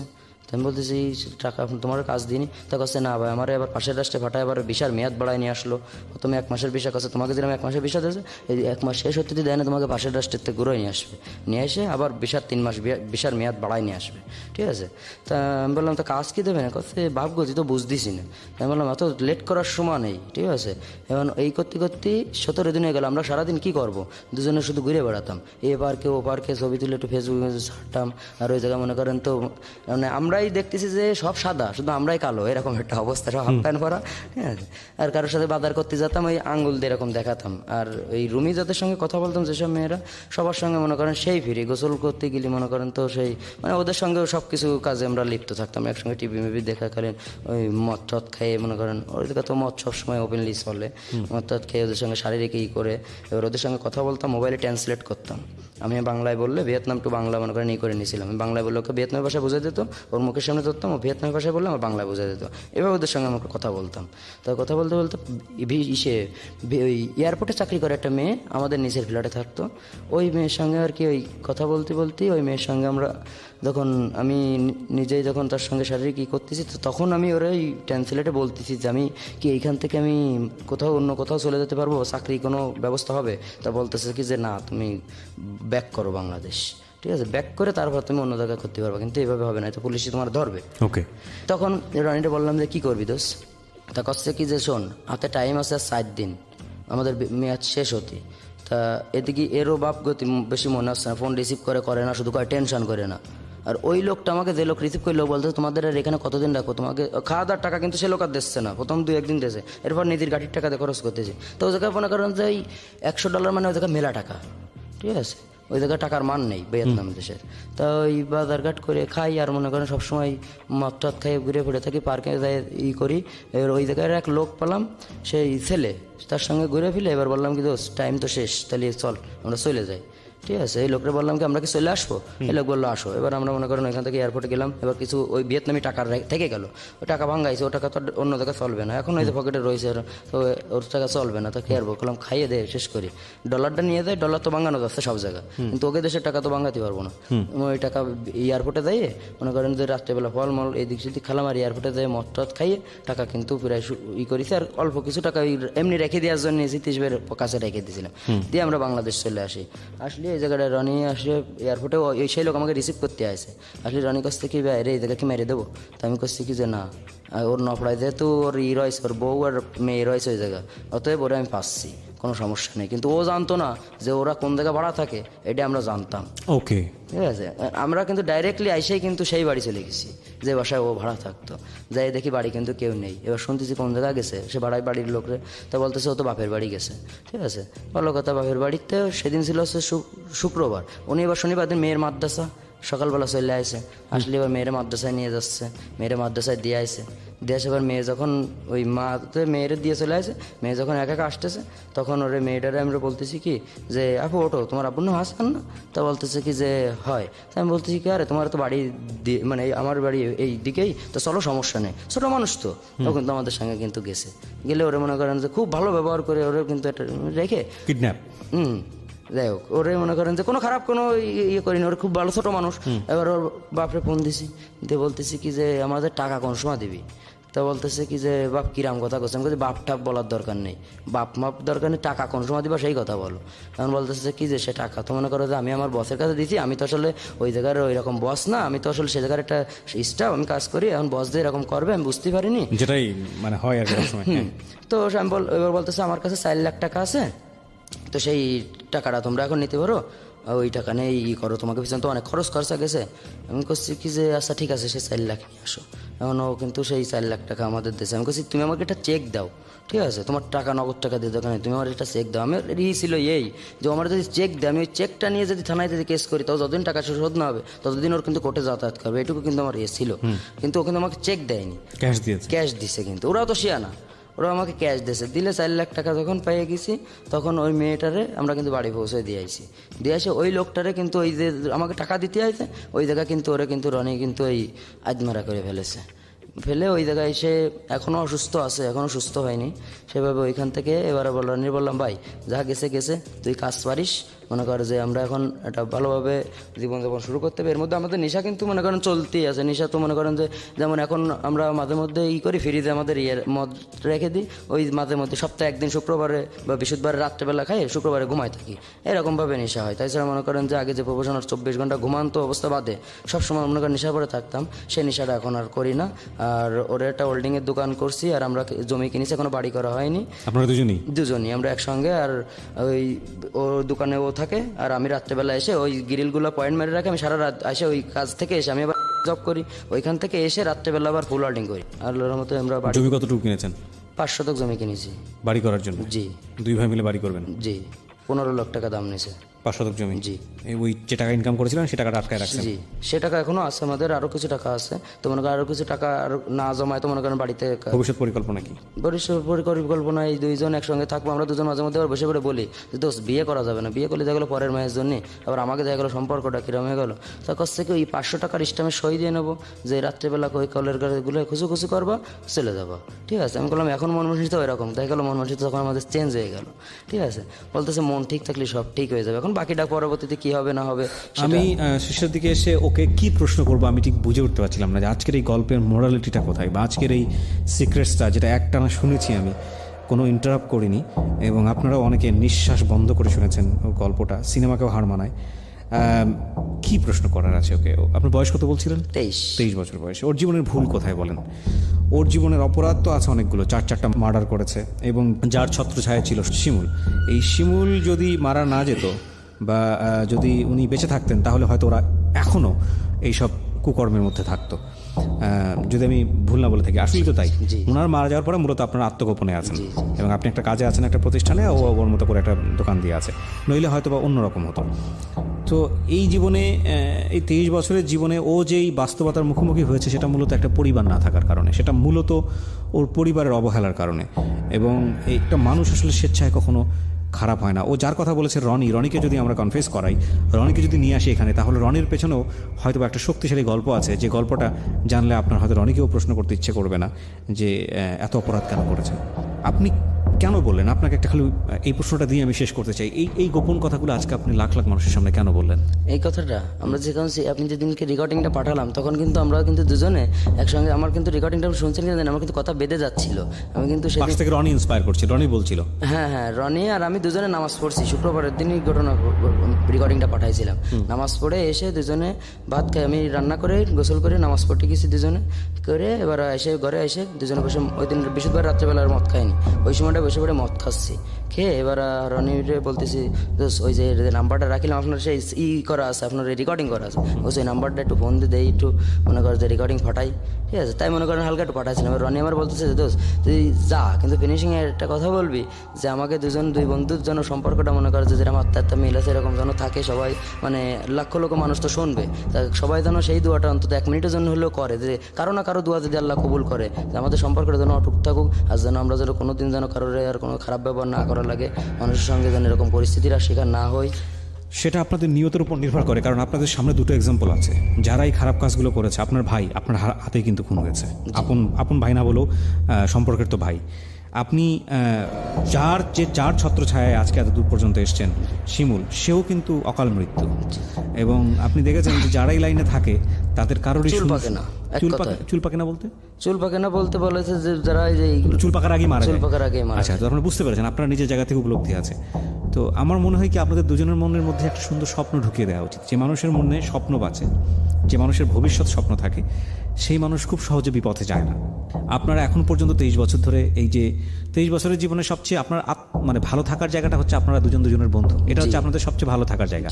এছাড়া আপনাদের জীবনে যা এসেছে চতুর্মুখী, মানুষের প্রতারণা থেকে শুরু করে, মানুষের খারাপ কাজ থেকে শুরু করে, উল্টাপাল্টা আমার যে গাড়িটা আছে এখন বর্তমান, যে অ্যাপাসি গাড়িটা কিন্তু আমার গার্লফ্রেন্ডের একটা টিকিট কাটছিল, ঈদের সময় ঘুরতে নিয়ে গেছিলাম। এই ডন গেছিল ঢাকা, যে সিনেমা করে, উনি যুগনি ভাষা একটা অনুষ্ঠান হয়েছিল। আমি জানি অনেক গল্প আছে, সেগুলো হয়তো আমরা এখানে আনাই বা আনলাম, কিন্তু আমি বিশ্বাস করি যে লেখাপড়াই সব কিছু না। আপনার জীবনে হয়তো লেখাপড়া নাই, বা রনির জীবনে হয়তো লেখাপড়া নাই, কিন্তু আপনাদের জীবনে যেসব অভিজ্ঞতা আছে, আপনারা চাইলে ভালো হতে পারেন। আপনাদের এই যে মানুষ যখন একটা খারাপ কাজ করে, আমি যেটা যতটুকু বুঝি আর কি গল্প শুনে শুনে, তখনও একটা মানুষের মধ্যে একটা স্পিরিট কাজ করে। মানুষ যখন একটা ভালো কাজ করে তখনও একটা স্পিরিট কাজ করে। এই যে স্পিরিটটা, এটা হয়তো সিচুয়েশন, অবস্থা গুণে ভিন্ন, এই একই স্পিরিটে। বলছি কি, যে যখন মানুষ একটা ভালো কাজ করে না, তখন মানে তালি দেওয়ার মতো লোক খুঁজে পায় না, কিন্তু এটা ভুল করলে আঙ্গুল তুলে বলার মতো লোক অনেক আছে। ঠিক আছে, এটাই হচ্ছে মানে। কিন্তু আপনি একটা ভালো কাজ করলে নিজের ভেতরে যে শান্তিটা পাবেন, এই শান্তি অমূল্য, এটা কোনো ভ্যালু হয় না। আপনি দেখবেন একজন মানুষ রাস্তায় খেতে পাচ্ছে না, তাকে যদি আপনি 10 টাকা দিয়ে যদি পেট পুড়িয়ে খাওয়ার ব্যবস্থা করেন, ও খাওয়ার পরে যে তৃপ্তিটা পাবে তার চেয়ে 10 গুণ তৃপ্তি আপনি পাবেন। কিন্তু আপনাকে খুঁজে বের করতে হবে এই মানুষগুলো, যে মানুষগুলোর আসলেই হেল্প দরকার, যে মানুষগুলোর আসলেই হেল্প দরকার। তো আমার মনে হয় যে আপনাদের কিছু ভালো কাজ করা উচিত। ভালো কাজের টেস্টটা যদি আপনারা পান, আপনাদের ভেতরে যেই শক্তিটা আছে, সেই শক্তিটা যদি আপনারা রেস্ট অফ দ্য লাইফ ভালো কাজে ব্যবহার করেন, তাহলে আমার মনে হয় আপনাদের দ্বারা অনেক ভালো কিছু হওয়া সম্ভব। আমি সবসময় একটা কথা বলি, প্রতিটা মানুষের সম্ভাবনাময়, সে খুনি হোক, সে অপরাধী হোক, সেটার শাস্তি তো নিশ্চয়ই সমাজ যেটা দেয় সেটা দিবে, হ্যাঁ। কিন্তু একজন মানুষ অপরাধী হয়ে যাওয়া মানে হচ্ছে যে ওই মানুষটাকে শেষ করে ফেলা। আমি এটার পক্ষপাতী নয়, আমার ব্যক্তিগত অভিমত সেটা না। কারণ ওই মানুষ যতদিন বেঁচে থাকবেন ততদিন পর্যন্ত ওর ভালো কাজ করার সুযোগ আছে। সুতরাং একটা মানুষ অপরাধ করে তাকে যদি আমি একদম ক্লোজ করে দিই যে না, এর দ্বারা আর কোনো ভালো কাজ হবে না, একে সারা জীবন শাস্তি পেতে হবে, একবারে বন্ধ করে রাখি, তাহলে ও কিন্তু সমাজের জন্য একটা বোমা হয়ে গেল। কারণ ও যদি বুঝতে পারে আমার দ্বারা আর কোনোদিন কোনো কিছু হবে না, ও আরও খারাপ কাজ করার চেষ্টা করবে। সুতরাং ওই মানুষটাকে ভালো হওয়ার সুযোগ দিতে হবে। তো আমি আপনাদের দুজনকেই যেটা বলবো, যেহেতু আপনার পকেটে পয়সা আছে, আপনাদের রুজির কোনো সমস্যা নাই, এবং আপনারা ভালো আছেন, সুতরাং আপনাদের আর কখনোই ভুল পথে, বিশেষ করে ড্রাগ থেকে সরে আসা উচিত প্রথমত। কারণ আপনারা যে মাদকের মধ্যে এখনও আছেন সেটা বোঝা যায়, এটা থেকে সরে আসা উচিত। এবং দ্বিতীয়ত আপনাদের ভালো কাজ করা উচিত। আর আপনাদের শরীরে এখন প্রচুর শক্তি আছে, 23 বছর বয়স, এখনই হায়েস্ট টাইম ভালো কিছু করার। এটুকুই শুধু বলার আছে, এছাড়া কিছু বলার নাই। আর প্রিয় শ্রোতা, আপনারা যারা সিক্রেটসের এই আজকের যেই গল্পটা এখানে প্রচার করা হলো, ফয়সাল যে কথাটা এখানে বললো, যে কথাগুলো এখানে বললো, সেই গল্পটা সিনেমাটিক। এবং একটা কথা আমরা বলি আমাদের জীবন গল্প অনুষ্ঠানে, যেটা প্রচারিত হয় প্রতি বুধবার রাত 11টায়, যে জীবন নাটকের চেয়ে অনেক অনেক বেশি নাটকীয়। এবং এই ফয়সাল যে কথাগুলো বলে গেছে, কোনো একদিন আরেক ফয়সাল হয়তো আসবে, যখন এই ফয়সালের গল্প ওই ফয়সালের গল্পের কাছে গিয়ে মলিন হয়ে যাবে, মনে হবে কিছুই না এটা। সুতরাং নিজের জীবনের জায়গাটি থেকে কোনো ভুল ফয়সাল যাতে জন্ম না হয়, সেই চেষ্টাটুকু আমরা করি। বিশ্বাস করুন যে আপনার দ্বারা একটা খুব চমৎকার ভালো কাজ করা সম্ভব। আপনার সামনে এত পসিবিলিটি ক্রিয়েট হবে যে আপনি চিন্তাও করতে পারবেন না। অনেক বেশি ভালো থাকুন। শুভরাত্রি। Secrets. Something beyond entertainment.